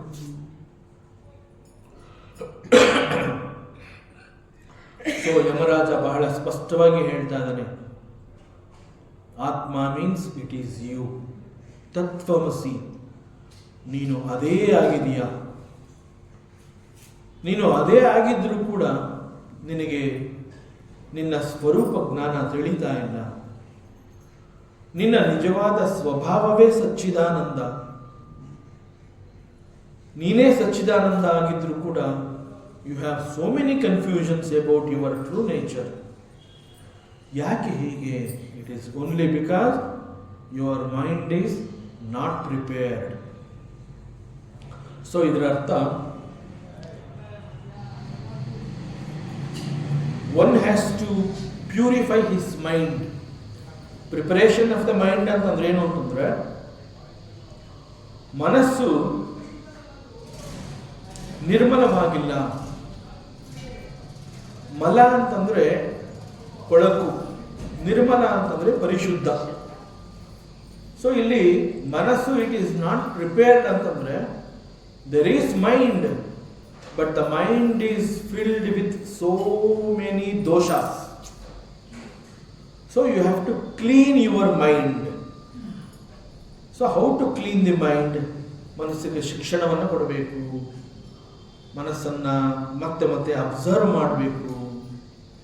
ಮನಸ್ಸಿಗೆ ಬೇಕಾಗಿರುವಂತಹ ಮನಸ್ಸು ನಿರ್ಮಲವಾಗೋದಕ್ಕೆ ಏನು ಬೇಕು ಅವೆಲ್ಲವನ್ನು ಕೊಡಬೇಕು. ವಿವೇಕ, ವೈರಾಗ್ಯ, all such qualifications are to be given to the mind. Mind is to be educated. ಮನಸ್ಸಿಗೆ ಇವೆಲ್ಲ ಸಿಕ್ಕಿದ ನಂತರದಲ್ಲಿ ಮೈಂಡ್ ಪ್ರಿಪೇರ್ಸ್. ಸೊ ಈ ಪ್ರಿಪರೇಷನ್ ಆಫ್ ದ ಮೈಂಡ್ ನಂತರದಲ್ಲೇನು? So prepare your mind in order to know your true nature. ವೇದಾಂತದಲ್ಲಿ ಬಹಳ ದೊಡ್ಡ question, ನಾನು ಯಾರು ಅನ್ನುವಂತಹದ್ದನ್ನು ತಿಳ್ಕೋಬೇಕು. ಇದು ಬಹಳ ದೊಡ್ಡ ಸಾಧನೆ ಅಂತ ಹೇಳ್ತಾರೆ. ಸೊ ಇಲ್ಲಿ ಯಮಧರ್ಮರಾಜ ಕೂಡ ಅದೇ ಹೇಳ್ತಾ ಇದ್ದಾನೆ.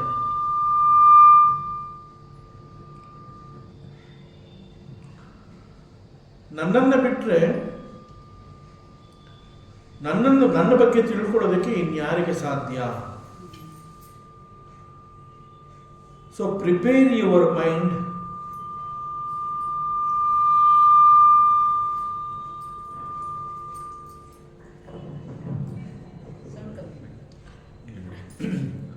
ಸೊ ನನ್ನನ್ನು ಬಿಟ್ಟರೆ ಇಲ್ಲಿ ನನ್ನ ಬಗ್ಗೆ ತಿಳ್ಕೋಬೇಕು ಅಂತಂದ್ರೆ ಇನ್ಯಾರಿಗೂ ಸಾಧ್ಯ ಇಲ್ಲ.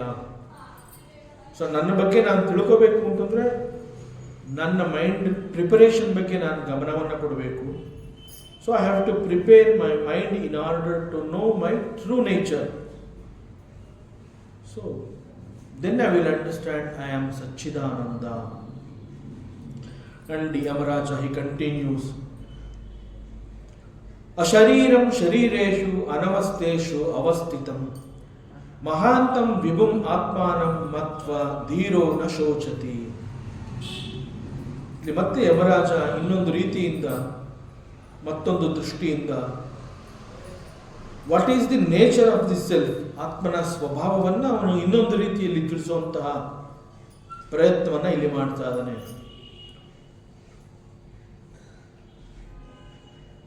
ಸಾಮಾನ್ಯವಾಗಿ ಆತ್ಮ ಅಂತ ಹೇಳಿದಾಗ, ಅಥವಾ ನಾವು ಅದನ್ನ ಸೆಲ್ಫ್ ಅಂತ ಕರಿತೀವಿ. ಸೆಲ್ಫ್ ಅಂತ ಹೇಳಿದಾಗ ದೇರ್ ಆರ್ ಸಮ್ ಕಂಡೀಷನ್ಸ್ ಅಂತಂದ್ರೆ it is like some condition of the self. ಆತ್ಮನ ಸ್ಥಿತಿ ಅಂತ ಹೇಳ್ತೀವಿ. ಸೊ ಆತ್ಮನ ಸ್ಥಿತಿಯ ಬಗ್ಗೆ ಒಂದು ವರ್ಣನೆಯನ್ನ ಮಾಡ್ತಾ ಇದ್ದಾನೆ. ಆತ್ಮ ಅಂತ ಹೇಳಿದಾಗ ಅವನು ಎಲ್ಲಿದ್ದಾನೆ, ವೇರ್ ಈಸ್ ಹಿ ಲೊಕೇಟೆಡ್. ಇಲ್ಲಿಯವರೆಗೆ ಆತ್ಮ ಅಂತ ಹೇಳಿದಾಗ ಅವನು ಜಂತುವಿನ ಹೃದಯ, ಆ ಒಂದು ಸೋರ್ಸ್, ಹೃದಯದಲ್ಲಿ ಅವನಿದ್ದಾನೆ. ಇಲ್ಲಿ ಅದನ್ನು ಮತ್ತಷ್ಟು ವಿಸ್ತಾರ ಮಾಡಿದ್ದಾನೆ. ಎಕ್ಸಾಕ್ಟ್ ಆಗಿ ಆತ್ಮ ಅಂತ ಹೇಳಿದಾಗ where he is located. So ಅಶರೀರಂ ಶರೀರೇಶು, he is located in the body. ಅವನು ಶರೀರದಲ್ಲಿದ್ದಾನೆ, ಬಟ್ ಅವನಿಗೆ ಶರೀರ ಅನ್ನುವಂತಹದ್ದೇ ಇಲ್ಲ. ಆತ್ಮ, that is the condition. So ಆತ್ಮ ಅಂತ ಹೇಳಿದಾಗ he is bodiless. That is the condition. ಅವನ ಸ್ಥಿತಿ, ಆತ್ಮನ ಸ್ಥಿತಿ ಅದು. ಸೊ ಆತ್ಮ ಎಲ್ಲಿದ್ದಾನೆ ಅಂತಂದ್ರೆ ಶರೀರಗಳಲ್ಲಿ ಇರ್ತಾನೆ, ಆದರೆ ಸ್ವತಃ ಅವನಿಗೆ ಶರೀರ ಇಲ್ಲ. ಅಶರೀರಂ ಶರೀರೇಶು, ಆತ್ಮನಿಗೆ ಶರೀರ ಇಲ್ಲ, ಆದರೂ ಕೂಡ ಅವನು ಶರೀರದಲ್ಲಿ ಇರ್ತಾನೆ. ಎಂತಹ ಶರೀರದಲ್ಲಿ ಅವನು ಇರ್ತಾನೆ? ಶರೀರದಲ್ಲಿ ಇರ್ತಾನೆ, ಇಟ್ ಈಸ್ ಓಕೆ. ಎಂತಹ ಶರೀರ ಅದು? ಇಟ್ ಈಸ್ ಕಾಲ್ಡ್ ಅನವಸ್ಥೇಶು. ಅನವಸ್ಥೇಶು ಅಂತಂದ್ರೆ ಅನಿತ್ಯವಾದಂತಹ ದೇಹ, ಇಂಪರ್ಮನೆಂಟ್ ಬಾಡಿ. ಯಾಕೆಂದ್ರೆ ದೇಹ ಅಂತ ಹೇಳಿದಾಗ ಅದು ಬಂದಿರುವಂತಹ ದೇಹ ಹೋಗ್ಬೇಕು. ಸೊ ದೇಹ ಅಂತಂದ ಮೇಲೆ ಎಂದೋ ಒಂದು ದಿನ ಅದು ನಾಶವಾಗಬೇಕು. ಒಂದು ದಿನ ದೇಹ ಹುಟ್ಟತ್ತೆ. ದೇಹ ಹುಟ್ಟಿದ ದಿನ ಅದನ್ನ ನಾವು ನಮ್ಮ ಬರ್ತ್ಡೇ ಅಂತ ಮಾಡ್ಕೋತೀವಿ. ಸೊ ದೇಹ ಅನ್ನುವಂತಹದ್ದು ಒಂದು ದಿವಸ ಹುಟ್ಟತ್ತೆ. ಅದೇ ದೇಹ ಮತ್ತೊಂದು ದಿನ ಅದು ಇಲ್ಲಿಂದ ಮರಣ ಅಂತ ಹೇಳಿ ಅದು ಹೋಗ್ಲೇಬೇಕು, ನಾಶವನ್ನು ಹೊಂದಬೇಕು. ಸೊ ಹಾಗಾದರೆ ಈ ಶರೀರದ ಸ್ಥಿತಿ ಏನು? The condition of the body, the condition of the atma, both is explaining. Condition of the atma ಅಂತಂದ್ರೆ he stays in the bodies. ಶರೀರದಲ್ಲಿ ಉಳ್ಕೋತಾನೆ, ಆದರೆ ಅವನಿಗೆ ಶರೀರ ಇಲ್ಲ. ದಟ್ ಈಸ್ ಆತ್ಮ. ಇಲ್ಲಿ ದೇಹ ಅಂತ ಹೇಳಿದಕ್ಕೆ ಅದಕ್ಕೆ ಒಂದು ಸ್ಥೂಲ ರೂಪ ಇದೆ. ಆ ಶರೀರ ಅನ್ನುವಂತಹದ್ದು ಹುಟ್ಟತ್ತೆ, ಸಾಯತ್ತೆ. ಇಟ್ ಈಸ್ ಎನ್ ಇಂಪರ್ಮನೆಂಟ್ ಶರೀರ. ಪರ್ಮನೆಂಟ್ ಅಲ್ಲದೆ ಇರುವಂತಹ ಶರೀರದಲ್ಲಿ ಪರ್ಮನೆಂಟ್ ಆತ್ಮ ಇರ್ತಾನೆ.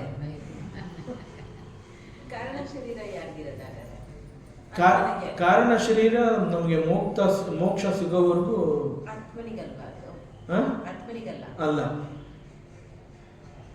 ಜೀವ. ಸೊ ಮೂರು ರೀತಿಯ ಶರೀರ ಅಂತ ಹೇಳಿದಾಗ all this belongs to the ಜೀವ. ಸ್ಥೂಲ ಶರೀರ, ಸೂಕ್ಷ್ಮ ಶರೀರ ಅಂಡ್ ಕಾರಣ ಶರೀರ. ಸೊ ಕಾರಣ ಶರೀರ ಅದು ಯಾವಾಗ ಡಿಸಪಿಯರ್ ಆಗತ್ತೆ ಅಂತಂದ್ರೆ only that highest knowledge, I am not the body, mind and intellect ಅನ್ನೋಂಥದ್ದು ಯಾವ ಕ್ಷಣದಲ್ಲಿ ಅವನಿಗೆ ಗೊತ್ತಾಗುತ್ತೆ. ದಟ್ ಈಸ್ ಆಕ್ಚುಲಾಗಿ ನಾವು ಜ್ಞಾನೋದಯ ಅಂತ ಹೇಳ್ತೀವಿ ಕನ್ನಡದಲ್ಲಿ. ಸಾಕ್ಷಾತ್ಕಾರ, ಆತ್ಮ ಸಾಕ್ಷಾತ್ಕಾರ, ಅಥವಾ ರಿಯಲೈಸ್ಡ್ ಪರ್ಸನ್ ಅಂತ ಹೇಳ್ತೀವಿ, ಅಥವಾ ಮುಕ್ತ ಪುರುಷ ಅಂತ ಹೇಳ್ತೀವಿ. ಇಲ್ಲ ಅದೇ ಅರ್ಥವನ್ನು ಕೊಡುತ್ತೆ. ಯಾವಾಗ ಮನುಷ್ಯನಿಗೆ, ಸಾಧಕನಿಗೆ ನಾನು ಮುಕ್ತ ಅನ್ನುವಂತಹದ್ದು ಗೊತ್ತಾಗುತ್ತೆ, ನನಗೆ ಬಂಧನವೇ ಇಲ್ಲ, ಬಂಧನ ಇತ್ತು ಅಂತ ನಾನು ತಿಳ್ಕೊಂಡಿದ್ದೆ, ಈಗ ಗೊತ್ತಾಗ್ತಾ ಇದೆ ನನಗೆ ಬಂಧನವೇ ಇಲ್ಲ. ಸೊ ಬಂಧನವೇ ಇಲ್ಲ ಅಂತಂದ್ಮೇಲೆ and everywhere, that is sarvavyapitva of the atma. ಆತ್ಮ ಅಂತಂದಾಗ ನಾವು ಸರ್ವವ್ಯಾಪಿತ್ವ ಅಂತ ಯಾಕೆ ಹೇಳ್ತೀವಿ ಅಂತಂದ್ರೆ ದೆರ್ ಈಸ್ ನೋ ಬೌಂಡ್ರಿ. ನನಗೆ ಬೌಂಡ್ರಿ 6 ಅಡಿ 3 ಅಡಿ, ಬಟ್ ಆತ್ಮನಿಗೆ ದೆರ್ ಈಸ್ ನೋ ಬೌಂಡ್ರಿ. ಅದಕ್ಕೆ ಅವನು ಎಲ್ಲೆಲ್ಲೂ ಇದ್ದಾನೆ ಅಂತ ಹೇಳ್ತಾನೆ. ಸೊ ಆತ್ಮ ಎಲ್ಲಿದ್ದಾನೆ ಅಂತಂದ್ರೆ ಅನವಸ್ಥೇಶು, ಅನಿತ್ಯವಾದ ಶರೀರಗಳಲ್ಲಿ. ಅನಿತ್ಯವಾದ ಶರೀರ ಅಂತಂದ್ರೆ ಇಂಪರ್ಮನೆಂಟ್ ಬಾಡಿ. ಎಂದೋ ಒಂದು ದಿನ ಅದು ನಾಶವನ್ನು ಹೊಂದಬೇಕು. ನಾಶವನ್ನು ಹೊಂದುವಂತಹ ಶರೀರದಲ್ಲಿ ನಾಶವನ್ನ ಹೊಂದದಂತಹ ಆತ್ಮ ಹಿ ಸ್ಟೇಸ್. ಇದು ಆತ್ಮನಿಗೆ ಗೊತ್ತಿಲ್ವ? ಹಾಗಾದ್ರೆ ಈ ದೇಹ ಬಿದ್ದೋಗತ್ತೆ, ನಾನು ಇಲ್ಲಿ ಬಂದಿದ್ದೀನಲ್ಲ, ಈ ದೇಹ ಬಿದ್ದೋದ್ಮೇಲೆ ನಾನು ಎಲ್ಲಿಗೆ ಹೋಗ್ಬೇಕು? ಈ ದೇಹ ನನಗಿಲ್ಲ ಅಂತಂದ್ಮೇಲೆ ನನಗೆ ಇಲ್ಲಿಂದ ಓಡಿಸ್ತಾನಲ್ಲ ಇವನನ್ನ, ಎಲ್ಲಿ ಓಡ್ ಹೋಗ್ಲಿ? ಅವ್ನಿಗೆ ಗೊತ್ತಿಲ್ವಾ? He knows it. ಆತ್ಮನಿಗೆ ಗೊತ್ತಿದೆ. In spite of knowing this truth, ಆತ್ಮ ಅಂತಂದಾಗ ಹಿ ಇಸ್ ಸರ್ವಜ್ಞ. ಇಂತಹ ಡೌಟೇ ನಮಗೆ ಬರಬಾರದು. So he is Sarvajna. He knows this truth. Knowing this truth, in spite of knowing the truth, he stays in the impermanent body. So ಈ ಆತ್ಮ ಇಂತಹ ಅನಿತ್ಯವಾದ ಶರೀರಗಳಲ್ಲಿ ಅವಸ್ಥಿತ, ನಿತ್ಯವಾಗಿ ಇರ್ತಾನೆ. ನಿತ್ಯವಾಗಿ ಇರ್ತಂದ್ರೆ ಎಲ್ಲಿವರೆಗೆ? ದೇಹ ಅಥವಾ ಶರೀರ ಅನ್ನುವಂತಹದ್ದು ಎಲ್ಲಿಯವರೆಗೆ ಇರುತ್ತೆ ಅಲ್ಲಿಯವರೆಗೆ ಅವನು ಅಂತಹ ಶರೀರಗಳಲ್ಲಿ ನೆಲೆಸಿರ್ತಾನೆ. So this is the condition of the ಆತ್ಮ.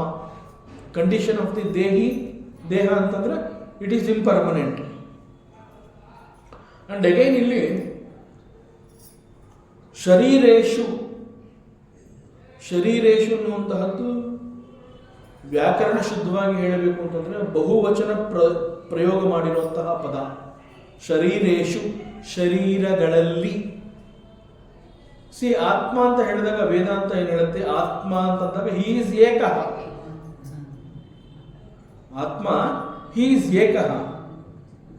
ಹಿ ಸ್ಟೇಸ್ ಇನ್ ಶರೀರೇಶು, ಶರೀರಗಳಲ್ಲಿ. That means the one atma ಇರುವಂತಹವನು ಅವನೊಬ್ಬನೇ. ಸೊ ದಟ್ ಒನ್ ಆತ್ಮ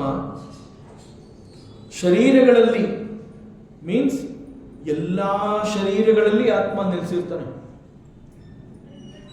ಸೊ ಇದು ಮನುಷ್ಯನ ಹೃದಯ ಅಥವಾ ಮನುಷ್ಯನ ದೇಹದಲ್ಲಿ ಅಂತ ಅಲ್ಲ.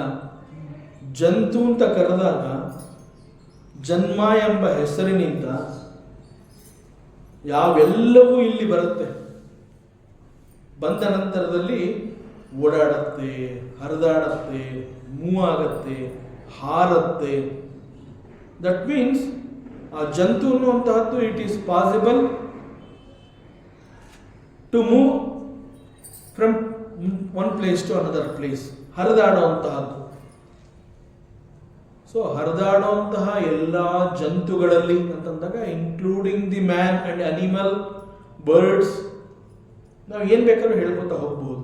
ಸೊ ಆ ಎಲ್ಲವುಗಳಲ್ಲೂ ಭಗವಂತ ಇರ್ತಾನೆ. ಸೊ ಎಲ್ಲವುಗಳಲ್ಲೂ ದಿಸ್ ಆತ್ಮ ಹಿ ಸ್ಟೇಸ್ ದೇರ್.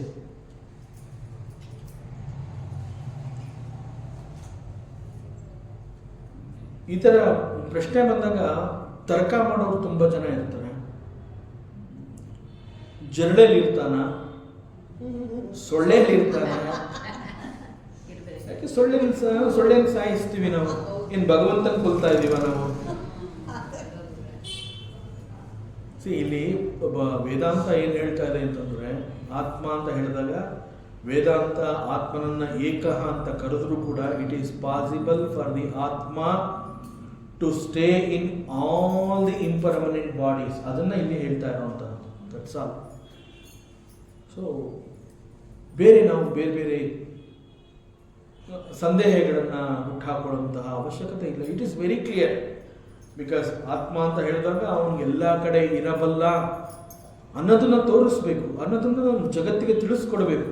ಅಂತಹ ಸತ್ಯ ನಮಗೆ ಗೊತ್ತಾಗಬೇಕು. ಅವನು ಎಲ್ಲ ಕಡೆ ಇರ್ತಾನೆ, ಎಲ್ಲರಲ್ಲೂ ಇರ್ತಾನೆ. ಅದು ಬರೀ ವೇದಾಂತದಲ್ಲಿ ಎಲ್ಲೋ ಒಂದ್ ಕಡೆ ನಾವು ಕೇಳಿಸ್ಕೊಂಡ್ಬಿಟ್ರೆ ಅಲ್ಲ. ಇಂತಹ ಪ್ರಶ್ನೆಗಳು ಬಂದಾಗ ಅಲ್ಲಿ ನಮಗೆ ಒಂದು ಉತ್ತರ ಸಿಗಬೇಕು. ಅವನು ಸೊಳ್ಳೆಯಲ್ಲಿ ಇರ್ತಾನ, ಇನ್ಯಾವುದೋ ಒಂದು ಕೀಟದಲ್ಲಿ ಇರ್ತಾನ. ಎಸ್,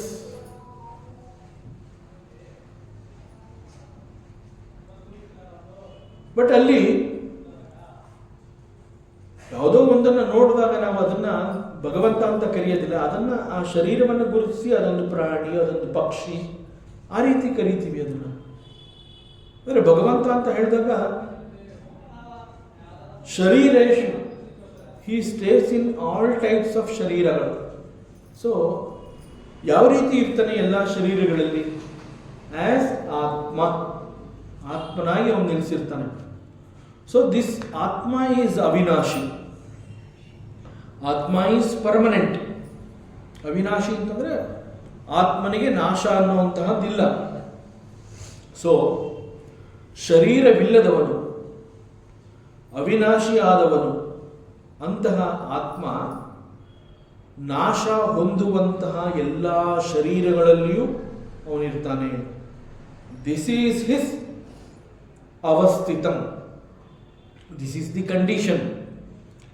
ಹೀಗೆ ಆತ್ಮ ಎಲ್ಲ ಕಡೆ ಇರ್ತಾನೆ.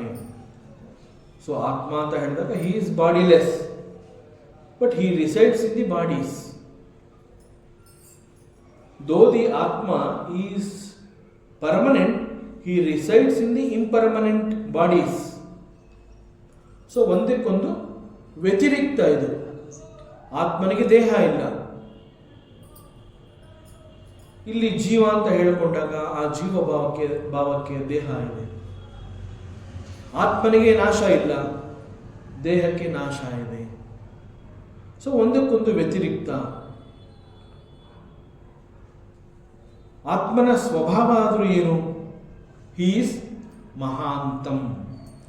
ಮಹಾಂತಂ ಅಂತಂದ್ರೆ ಹೀ ಈಸ್ ವೆರಿ ಬಿಗ್. ಆ ಬಿಗ್ ಅನ್ನೋದಕ್ಕಿಂತನೂ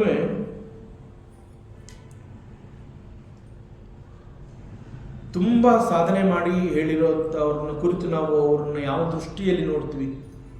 ಆ ಮಹಾ ಅನ್ನುವಂತಹದ್ದು ಮಹತ್ ಅನ್ನುವ ಒಂದು ಮತ್ತೊಂದು ಅರ್ಥವನ್ನು ಸೇರಿಸ್ಕೊಂಡು ಹೇಳುವಂತಹದ್ದು. ಮಹಾಂತಂ ಅಂತಂದ್ರೆ ಹೀ ಈಸ್ ಗ್ರೇಟ್. ಸೊ ಆತ್ಮ ಅಂತಂದಾಗ ಹೀ ಈಸ್ ಗ್ರೇಟ್, ಬಹಳ ದೊಡ್ಡವನು, ವೆರಿ ಗ್ಲೋರಿಯಸ್. ಮತ್ತು ಆತ್ಮ ಅಂತ ಹೇಳಿದಾಗ he is vibhum, he is all pervading. So ಎಲ್ಲ ಕಡೆ ಇರೋನು, ಎಲ್ಲವನ್ನ ಆವರಿಸಿರೋನು, ಸರ್ವವ್ಯಾಪಿ. ಇಂತಹ ಆತ್ಮನನ್ನ ಮತ್ವ, ಆತ್ಮನನ್ನ ತಿಳಿದಿರುವಂತಹ ಧೀರ, ಒಬ್ಬ ವೈಸ್ ಪರ್ಸನ್, ಬುದ್ಧಿವಂತನಾದವನು ಅಥವಾ ಜ್ಞಾನಿ, ನ ಶೋಚತಿ, ಅವನು ದುಃಖ ಪಡೋದಿಲ್ಲ. ಈ ದೇಹಕ್ಕಾಗಿ ಅವನು ದುಃಖ ಪಡೋದಿಲ್ಲ. ಸೊ ಒಬ್ಬ ವಿವೇಕಿಯಾದವನಿಗೆ ಆತ್ಮ ಮತ್ತು ಅನಾತ್ಮದ ಬಗ್ಗೆ ಇರುವಂತಹ ವ್ಯತ್ಯಾಸವನ್ನು ತಿಳಿದ ನಂತರದಲ್ಲಿ ಅನಾತ್ಮನಿಗಾಗಿ ಅವನು ದುಃಖಿಸೋದಿಲ್ಲ. ಯಾಕೆಂದ್ರೆ ಅವನು ಆತ್ಮನ ಸ್ವಭಾವವನ್ನು ತಿಳ್ಕೊಂಡಿರ್ತಾನೆ. ಮತ್ತು ಅವನು ನೆಲೆಸಿರುವಂತಹ ಶರೀರ ಅದು ಇಂಪರ್ಮನೆಂಟ್. ಸೊ ನಾಶವಾಗದ ಆತ್ಮ ಅದು ನಾಶವಾಗುವಂತಹ ಶರೀರದಲ್ಲಿ ಅವನು ಇರ್ತಾನೆ. ಸೊ ಇಂತಹದ್ದಕ್ಕೆಲ್ಲ ಈ ಆಲ್ ಗ್ಲೋರೀಸ್ ತಿಳ್ಕೊಂಡಿರುವಂತಹ ಒಬ್ಬ ಮೇಧಾವಿ ಪಂಡಿತ, ಅವನು ನ ಶೋಚತಿ, ಅವನು ದುಃಖ ಪಡೋದಿಲ್ಲ. ಸೊ ಇಲ್ಲಿ ಶರೀರದ ಸ್ವಭಾವವನ್ನು ಕುರಿತು ತಿಳಿಸ್ತಾ ಇರುವಂತಹದ್ದು. ದೇಹದ ಸ್ವಭಾವ ಅದನ್ನು ಕುರಿತು ಇಲ್ಲಿ ಅನವಸ್ಥೇಶು ಅಂತಂದ್ರೆ ಇಂಪರ್ಮನೆಂಟ್, ಅದನ್ನು ಕುರಿತು ಇಲ್ಲಿ ಅನವಸ್ಥೇಶು ಅಂತ ಕರೆದಿದ್ದಾರೆ. And anavastheshu, what is this anavasthah? So ಅದಕ್ಕೆ ಇಲ್ಲಿ ಆಚಾರ್ಯ ಶಂಕರರು ಹೇಳ್ತಾರೆ, ಅವಸ್ಥಿತಿ ರಹಿತೇಶು is anavasthah. So that which does not have avasthiti. So ಅವಸ್ಥಿತಿ ಅಂತಂದ್ರೆ ಎ ಕಾನ್ಸ್ಟೆಂಟ್ ಸ್ಟೇಟ್, ಅಂತಂದ್ರೆ ಬದಲಾಗದ ಒಂದು ಸ್ಥಿತಿ. ಈಗ ನಾವೇ ಒಂದು ಶರೀರ ಅಂತ ಹೇಳಿದಾಗ ನಾವು ಅದನ್ನ ಅನಲೈಸ್ ಮಾಡಬೇಕು ಅಂತಂದ್ರೆ, ವಾಟ್ ಈಸ್ ಬಾಡಿ? ದೇಹ ಅಂತಂದ್ರೆ ಏನು? ದೇಹ ಅಂತಂದ್ರೆ ಅದು ಸದಾಕಾಲ, ನಿರಂತರ ಅಂತ ಹೇಳ್ತೀವಿ. ದೇಹ ಅಂತ ಹೇಳಿದಾಗ ದೇಹದಲ್ಲಿ ನಿರಂತರವಾಗಿ ಬದಲಾವಣೆಗಳು ಆಗ್ತಾ ಇರುತ್ತೆ. ಬದಲಾವಣೆ ಅಂತ ಹೇಳಿದಾಗ ಅದು ಜಗತ್ತಿನ ನಿಯಮ ಅಂತ ಹೇಳ್ತೀವಿ. ಸೊ ಇಲ್ಲಿ ದೇಹ ಅಂತ ಹೇಳಿದಾಗ ದ ಸೇಮ್ ನಿಯಮ applies even for the body, ದೇಹ. ಸೊ ಕಂಟಿನ್ಯೂಸ್ ಆಗಿ the body is changing. So ಬದಲಾವಣೆಗಳನ್ನು ಹೊಂದುವಂತಹ ದೇಹ, that is the nature of the body. ಆದರೆ ಆತ್ಮನ ಸ್ವಭಾವ ಏನು? ಆತ್ಮ ಈಸ್ ಅವಸ್ಥಿತಂ, ಬದಲಾಗದ ಅವಸ್ಥೆ. So constant change is the nature of the body. changelessness state of the, that is atma, nature. ಆ ಒಂದು ನೇಚರ್ ಈಸ್ ಆತ್ಮ. ಬಟ್ ಇಲ್ಲಿ ಆತ್ಮ ಅಂತ ಹೇಳಿದಾಗ, ಆ changelessness is the nature of the atma ಅಂತ ಹೇಳಿದಾಗ, ಇಂತಹದ್ದು ನಮ್ಮ ಅನುಭವಕ್ಕೆ ಬಂದಿದೆಯಾ? ಯಾಕೆಂತಂದ್ರೆ ಶರೀರ ಅಂತ ಹೇಳಿದಾಗ ಶರೀರದ ಬಗ್ಗೆ ನಾವು ಅನುಭವಗಳನ್ನು ಬಹಳ ಸುಲಭವಾಗಿ ತಗೋತೀವಿ, ಅರ್ಥ ಮಾಡ್ಕೋತೀವಿ. ದೇಹದಲ್ಲಿ ಅನೇಕ ರೀತಿಯ ಬದಲಾವಣೆಗಳು ಅಂತ ಹೇಳಿದಾಗ ಆ ಬದಲಾವಣೆಗಳನ್ನು ನಾವು ಗುರುತಿಸಬಹುದು, ದೇಹದ ಬದಲಾವಣೆ ಅಂತ. ಆ ರೀತಿಯಲ್ಲಿ ಆತ್ಮನದು ಬದಲಾಗದ ಸ್ಥಿತಿ. ಸೊ ಆತ್ಮನ ಬದಲಾಗದ ಸ್ಥಿತಿ ಅನ್ನುವಂತಹದ್ದು ನಮ್ಮ ಗಮನಕ್ಕೆ ಬಂದಿದೆಯಾ? ದೇಹದಲ್ಲಿ ಬದಲಾವಣೆ ಆಗ್ತಾ ಇರೋದು ನನಗೆ ಗೊತ್ತಾಗ್ತಾ ಇದೆ, ಆತ್ಮನದು ನನಗೆ ಯಾಕೆ ಗೊತ್ತಾಗ್ತಾ ಇಲ್ಲ? ಇಟ್ ಈಸ್ ಓನ್ಲಿ ಬಿಕಾಸ್ ನಾವು ದೇಹ, ಮನಸ್ಸು ಮತ್ತು ಬುದ್ಧಿ ಇವುಗಳೊಂದಿಗೆ ನಾವು ನಮ್ಮನ್ನು ಗುರುತಿಸಿಕೊಂಡಿರೋದ್ರಿಂದ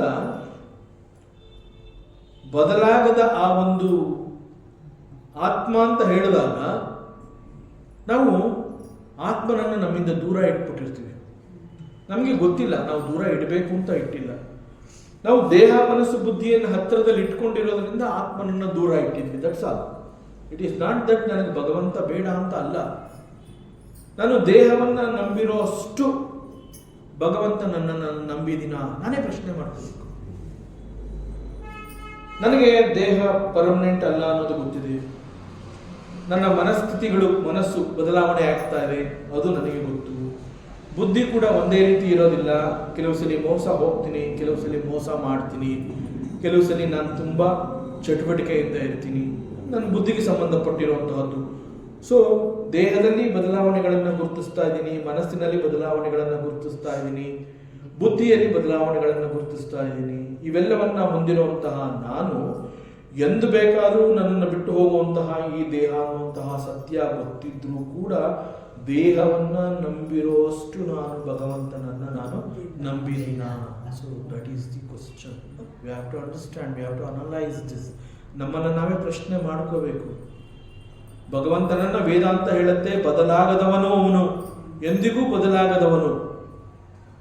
ಬಟ್ ಬದಲಾಗುವಂತಹ ಈ ಕರಣಗಳು, ಟೂಲ್ಸ್ ನಮಗೆ ಸಿಕ್ಕಿದೆ.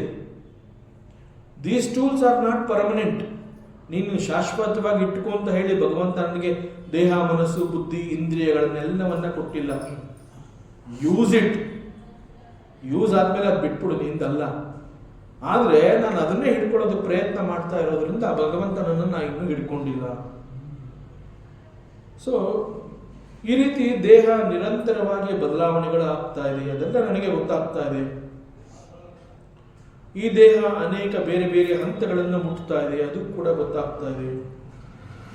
ಯಾಕೆ ಅಂತಂದ್ರೆ ಒಂದು ದೇಹ ಅನ್ನುವಂಥ ಅದು ಹುಟ್ಟಿದಾಗ ನಾವು ಅದನ್ನ ಮಗು ಅಂತ ಕರಿತೀವಿ, ಸಣ್ಣ ಶರೀರ, ಶೈಶಾವಸ್ಥೆ ಅಂತ ಹೇಳ್ತೀವಿ, ಚೈಲ್ಡ್ಹುಡ್ ಅಂತ ಕರಿತೀವಿ, ಪುಟ್ಟು ಕಂದಮ್ಮ ಅಂತ ಕರಿತೀವಿ, ಪುಟಾಣಿ ಪಾಪ ಅಂತ ಹೇಳ್ತೀವಿ. ಬೇರೆ ದೊಡ್ಡವ್ರನ್ನ ನೋಡೋ ರೀತಿನಲ್ಲಿ ಆ ಮಗುನ ನೋಡೋದಿಲ್ಲ. ಒಂದು ರೀತಿ ಪ್ರೀತಿ ಪುಟ್ಟದಾಗಿರುತ್ತೆ. ದೇಹ ತುಂಬ ಪುಟ್ಟದು, ತುಂಬ ಡಿಪೆಂಡ್ ಆಗಿರುತ್ತೆ. ನಾವೇನಾದ್ರು ಕೊಡಬೇಕು ಅದಕ್ಕೆ, ಎಲ್ಲೂ ಹೋಗೋಕ್ಕೆ ಆಗಲ್ಲ ಅದು. ಸೊ ಶಿಶುವಿನ ಅವಸ್ಥೆ ಅಂದರೆ ಇಟ್ ಈಸ್ ಲೈಕ್ ದಟ್. ಹಂಗೆ ಪ್ರತಿ ಕ್ಷಣ ಅದು ಅನೇಕರ ಮೇಲೆ, ಅಮ್ಮನ ಮೇಲೆ, ಅಪ್ಪನ ಮೇಲೆ, ಬಂದು ಹೋಗೋರ ಮೇಲೆ ಡಿಪೆಂಡ್ ಆಗಿರುತ್ತೆ. ಕೈ ಹಿಡ್ಕೊಂಡು ನಡೆಸುವಂತೆ. ಸೊ ಪ್ರತಿಯೊಂದನ್ನು ಅದು ಹಂತ ಹಂತವಾಗಿ ಬೆಳೆದಂತಹ ಮಗು ಆಮೇಲೆ ಯಾವಾಗಲೂ ಇಂಡಿಪೆಂಡೆಂಟ್ ಆಗೋದು. ಸೊ ಆ ಒಂದು ಶೈಶಾವಸ್ಥೆ ಅದು ಕೂಡ ಗೊತ್ತು. ಒಂದು ಪುಟ್ಟ ಮಗು ಅಂತಂದಾಗ ಇಟ್ಸ್ ಚೈಲ್ಡ್ಹುಡ್ ಅನ್ನೋದು ಗೊತ್ತು. ಪ್ರೌಢಾವಸ್ಥೆ ಅದು ಕೂಡ ಗೊತ್ತು, ಯೌವನ ಅಂತ ಹೇಳ್ತೀವಿ. ಟೀನೇಜ್ ಅದು ಕೂಡ ಗೊತ್ತು. ಹೀಗೆ ದೇಹದಲ್ಲಿ ಆಗ್ತಾ ಇರುವಂತಹ ಅನೇಕ ಬದಲಾವಣೆಗಳು, ಅವಸ್ಥೆಗಳು, ಈ ಎಲ್ಲ ಬದಲಾವಣೆಗಳನ್ನು ನಾವು ಗಮನಿಸ್ತಾ ಇರ್ತೀವಿ.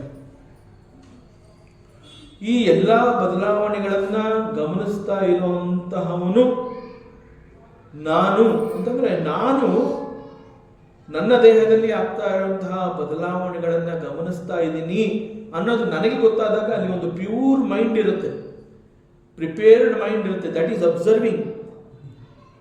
ಬಟ್ ಕ್ಷಣಕಾಲ ಮಾತ್ರ ಅದು ನಮ್ಮ ಬಳಿ ಇರುತ್ತೆ. That is changeless. It nose the body is changing. ಅದನ್ನು ಹೇಳ್ತೀವಿ, ನಾನು ಗುರುತಿಸ್ತಿದ್ದೀನಿ ಅಂತ ಕೂಡ ಹೇಳ್ತೀವಿ. ಯಾಕೆಂದ್ರೆ ನಾವೇ ನಮ್ಮ ಫೋಟೋ ಆಲ್ಬಮ್ನ ನಾವು ಕಲೆಕ್ಟ್ ಮಾಡಿದ್ದೀವಿ ಅಂತ ಅಂದ್ಕೊಂಡ್ರೆ, ನಾನು ಹುಟ್ಟಿದಾಗಿರೋ ನನ್ನ ಫೋಟೋ, ಶಾಲೆಗೆ ಸೇರಿಸಿದಾಗ ಇರೋ ಒಂದು ಫೋಟೋ, 10ನೇ ವರ್ಷದ ಬರ್ತ್ಡೇದು ಒಂದು ಫೋಟೋ, ಹೈಸ್ಕೂಲಿಗೆ ಸೇರಿದಾಗ ತೆಗೆಸ್ಕೊಂಡಿರೋ ಒಂದು ಫೋಟೋ, ಕಾಲೇಜು, ಕೆಲಸಕ್ಕೆ ಸೇರಿದ್ದು, ಮದುವೆದು ಎಲ್ಲ ಫೋಟೋಗಳನ್ನು ನಾನು ಏನು ಮಾಡ್ತೀನಿ, ನನ್ನ ಮಗನಿಗೆ ತೋರಿಸ್ತೀನಿ. ನೋಡಪ್ಪ, ನಾನು ಮಗು ಆದಾಗ ಇದು ನಾನೇ. ಅದೇ ಬೇರೆ ಥರ ಇದೆ, ನಾನೇ ಬೇರೆ ಥರ ಇದ್ದೀನಿ. But it is possible for me to recognise, yes it is me. ಒಂದು ಸಣ್ಣ ಮಗು ಅದು, ಯಾವ ರೀತಿಯೂ ಹೋಲಿಕೆ ಇಲ್ಲ ಆಗ್ಗೂ ಈಗುವೆ.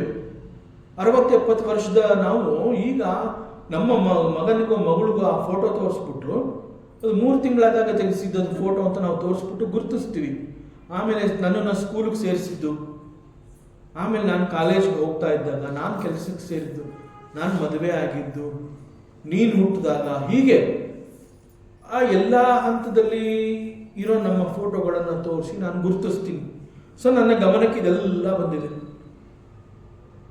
So we can recall that memory, we can recognise the changes that took place in my own body. ಬೇರೆ ಯಾರ್ದು ಅಲ್ಲ, ನನ್ನ ದೇಹದಲ್ಲೇ ಆಗಿರುವಂತಹ ಈ ಎಲ್ಲ ಬದಲಾವಣೆಗಳನ್ನು ನಾನು ಗುರುತಿಸುವ ಮಟ್ಟಕ್ಕೆ ಪ್ರಬುದ್ಧನಾಗಿ ನಾನು ಬೆಳೆದಿದ್ದೀನಿ. ನನ್ನ ಶೈಶಾವಸ್ಥೆ, ನನ್ನ ಯೌವನ, ನನ್ನ ನಡುವ ವಯಸ್ಕ, ಇದು ಎಲ್ಲವನ್ನ ನಾನು ಗುರುತಿಸಿದ್ದೀನಿ. ಸೊ ಇವೆಲ್ಲವನ್ನ ನಾನು ಪ್ರತಿ ಹಂತದಲ್ಲಿ ಆದಂತಹ ಈ ಎಲ್ಲ ಬದಲಾವಣೆಗಳನ್ನು it is possible for me to recognise. So ಇಲ್ಲಿ ಗುರುತಿಸಿದ ಯಾರು? ನನ್ನಲ್ಲಿದ್ದ ಆತ್ಮ. ಸೊ ನನ್ನಲ್ಲಿದ್ದಂತಹ ಆತ್ಮ, it is possible for that ಆತ್ಮ ಟು ರೆಕಗ್ನೈಸ್. ಗುರುತಿಸಿದ ಯಾರನ್ನ? ಬದಲಾದ ದೇಹವನ್ನು ಗುರುತಿಸ್ತು. ಅಲ್ಲಿ ದೇಹ ಬಿಟ್ಟರೆ ಬೇರೆ ಏನಿಲ್ಲ, ಇರೋದು ಆತ್ಮ ಅಂಡ್ ದೇಹ. ಸೊ ಗುರುತಿಸಿದ ಯಾರು? ಆತ್ಮ. ಗುರುತಿಸ್ಕೊಂಡಿದ್ದು ಯಾವುದು? ದೇಹ. ದೇಹವನ್ನ ನಾನು ಅಂತ ಅನ್ಕೊಂಡೆ, ದೇಹದ ಎಲ್ಲ ಬದಲಾವಣೆಗಳನ್ನು ಗುರುತಿಸಿದ್ದು ಆತ್ಮ. ಬಿಕಾಸ್ ಆತ್ಮ stays in this body from the childhood to till date. So ಬದಲಾದ ದೇಹವನ್ನ ಸಣ್ಣ ಮಗುವಾಗಿದ್ದಿಂದ ಹಿಡಿದು ಅನೇಕ ಅವಸ್ಥೆಗಳು ದೇಹದಲ್ಲಾಗಿರುವಂತಹದ್ದು ಎಲ್ಲವನ್ನ ಗುರುತಿಸಿದ್ದು ಅದು ಬೇರೆ ಯಾರೂ ಅಲ್ಲ, ದಟ್ ಚೇಂಜ್ಲೆಸ್ ಆತ್ಮ. ದಟ್ ಚೇಂಜ್ಲೆಸ್ ಆತ್ಮ ಇವೆಲ್ಲವನ್ನ ಗುರುತಿಸ್ತು. ಅದನ್ನು ನಾನು ಅರ್ಥ ಮಾಡ್ಕೋಬೇಕು. That is preparation, mind preparation. But ಆತ್ಮ ಹಾಗೆ ಇದೆಯಾ? ಆಗ ಹೇಗಿತ್ತು ಹಾಗೆ ಇದೆಯಾ? ಆಗ ಅದು ಇನ್ನೋಸೆಂಟ್ ಆಗಿತ್ತಲ್ಲ, ಅಂದ್ರೆ ಬುದ್ಧಿ ಚೇಂಜ್ ಆಗಿರೋದ? ಜೀವಭಾವ ಬೆರೆತಿದ್ರಿಂದ ನಾನು ದೇಹವನ್ನು ನಾನು ಅನ್ಕೊಂಡೆ. ಇಲ್ಲಿ ಇಷ್ಟೇ, ಒಂದು ದೇಹ, ಇನ್ನೊಂದು ಆತ್ಮ. ದೇಹದಲ್ಲಿ ಆತ್ಮ ಇದ್ದ, ವೇದಾಂತ ಹೇಳ್ತಾ ಇದೆ, ಈ ಮಂತ್ರ ಹೇಳ್ತಾ ಇದೆ, ದೇಹದಲ್ಲಿ ಆತ್ಮ ಇದ್ದಾನೆ. ಸೊ ಇಲ್ಲಿ ನಾನು ಗುರುತಿಸ್ತಾ ಇದ್ದೀನಿ ಅಂತ ಹೇಳಿದಾಗ, ನಾನು ಗುರುತಿಸ್ತಾ ಇದ್ದೀನಿ ಅನ್ನುವಂತಹದ್ದು ಜೀವಭಾವ, ಬಟ್ ಗುರುತಿಸಿದ್ದು ಆತ್ಮ. ಬಿಕಾಸ್ ಆತ್ಮನನ್ನ ಬಿಟ್ಟರೆ ಇಲ್ಲಿ ದೇಹದಲ್ಲಿ ಬೇರೆ ಯಾರು ಇಲ್ಲ. ಆತ್ಮ ಬೇಸ್, ಆತ್ಮ ದೇಹ ಬಂದಿದೆ ಹೋಗಿದೆ, ಬಟ್ ಆತ್ಮ ಮೇನ್ ಇದೆ. ಕಾನ್ಶಿಯಸ್ನೆಸ್, ಪ್ರಜ್ಞೆ, ಚೈತನ್ಯ ಅಂತ ಕರೀತೀವಿ. ಅದಕ್ಕೆ ಮಂತ್ರದಿಂದ ಮಂತ್ರಕ್ಕೆ ಇಲ್ಲಿ ಚೇಂಜ್ ಕರ್ಕೊಂಡು ಹೋಗ್ತಾ ಇದ್ದಾರೆ. ಇಲ್ಲಿ ಪ್ರಿಪರೇಷನ್ ಆಫ್ ದ ಮೈಂಡ್ ಬಗ್ಗೆ ಮತ್ತಷ್ಟು ಮಾಹಿತಿಯನ್ನು ಕೊಡ್ತಾ ಇರುವಂಥದ್ದು. ಸೊ ಇಲ್ಲಿ ಏನು ಅಂತಂದ್ರೆ, ಆಕ್ಚುಲ್ ಆಗಿ ಆ ಫೋಟೋಗಳನ್ನು ಗುರುತಿಸಿದ್ ನಾನೇ, ಇದು ನನ್ನ ಫೋಟೋ ಅಂತ ಹೇಳಿ ಗುರುತಿಸಿದ್ ನಾನೇ. ಇಲ್ಲಿ ನಾನು ಅಂತ ಹೇಳ್ಕೋಬೇಕಾರೆ ಇಲ್ಲಿ ನಾನು ಏನ್ ಅನ್ಕೊಂಡಿದ್ದೀನಿ ಅಂತಂದ್ರೆ, ನನ್ನನ್ನ ನಾನು ದೇಹ. ಸೊ ಇಲ್ಲಿ ಆಕ್ಚುಲ್ ಆಗಿ ನನ್ನ ಫೋಟೋಗಳನ್ನು ಗುರುತಿಸಿದ್ದನ್ನ ನಾನು ಅಂತ ತಿಳ್ಕೊಂಡ್ರೂ ಕೂಡ ನಿಜವಾಗ್ಲೂ ಗುರುತಿಸಿದ್ದು ಆತ್ಮ. ಬಿಕಾಸ್ ಈ ದೇಹದಲ್ಲಿ ಆತ್ಮನನ್ನು ಹೊರತುಪಡಿಸಿದ್ರೆ ಬೇರೆ ಇನ್ಯಾರೂ ಇರಲಿಲ್ಲ.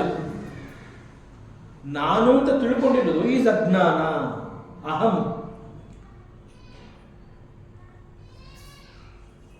ಸೊ ಅದನ್ನ ರಮಣ ಮಹರ್ಷಿಗಳು ಹೇಳ್ತಾರೆ. ಒಂದ್ಸಲಿ ರಾಮಕೃಷ್ಣ ಪರಮಹಂಸರುಗಳಿಗೆ, ಅವ್ರಿಗೆ ಕೇಳಿರ್ತೀರ ಅನ್ಸುತ್ತೆ ಬಹುಶಃ, ಅವ್ರಿಗೆ ಹಿಂದಿನ ದಿವಸ ಅವ್ರನ್ನ ನೋಡೋದಕ್ಕೆ ಒಬ್ಬ ಶಿಷ್ಯ ಬರ್ತಾನೆ. ಆವಾಗ ಅವರು ಮಾತಾಡೋ ಸ್ಥಿತಿಲಿ ಇರಲಿಲ್ಲ, ತುಂಬ ಗಂಟ್ಲು ನೋವಿತ್ತು, ಮಲಗಿಬಿಟ್ಟಿರ್ತಾರೆ. ತುಂಬ ನೋಡಿದ್ರೆ ಗೊತ್ತಾಗುತ್ತೆ ಹಿ ಇಸ್ ಟೈರ್ಡ್ ಅಂತ. So he went back. ಮಾರನೇ ದಿವಸ ಬರ್ತಾರೆ. ಬಂದಾಗ ಅವರು 4 ಜನದ ಜೊತೆಗೆ ನಗ್ನಗ್ತಾ ಮಾತಾಡ್ತಾ ಇರ್ತಾರೆ. ಆಗ ನೆನ್ನೆ ಬಂದಿದ್ದೆ, ನೀವು ಬೇರೆ ಥರ ಇದ್ರಿ, ಈಗ ಹೇಗಿದ್ದೀರಾ ಅಂತ ಜೋರಾಗಿ ಕೇಳ್ತಾನೆ. ಖುಷಿ ಆಗುತ್ತೆ ಶಿಷ್ಯನಿಗೆ. ಅದು ಅವ್ರು ಹೇಳ್ತಾರೆ, ಜೋರಾಗಿ ಕೇಳಬೇಡ, ಕೇಳಿಸ್ಕೊಂಡ್ಬಿಡುತ್ತೆ.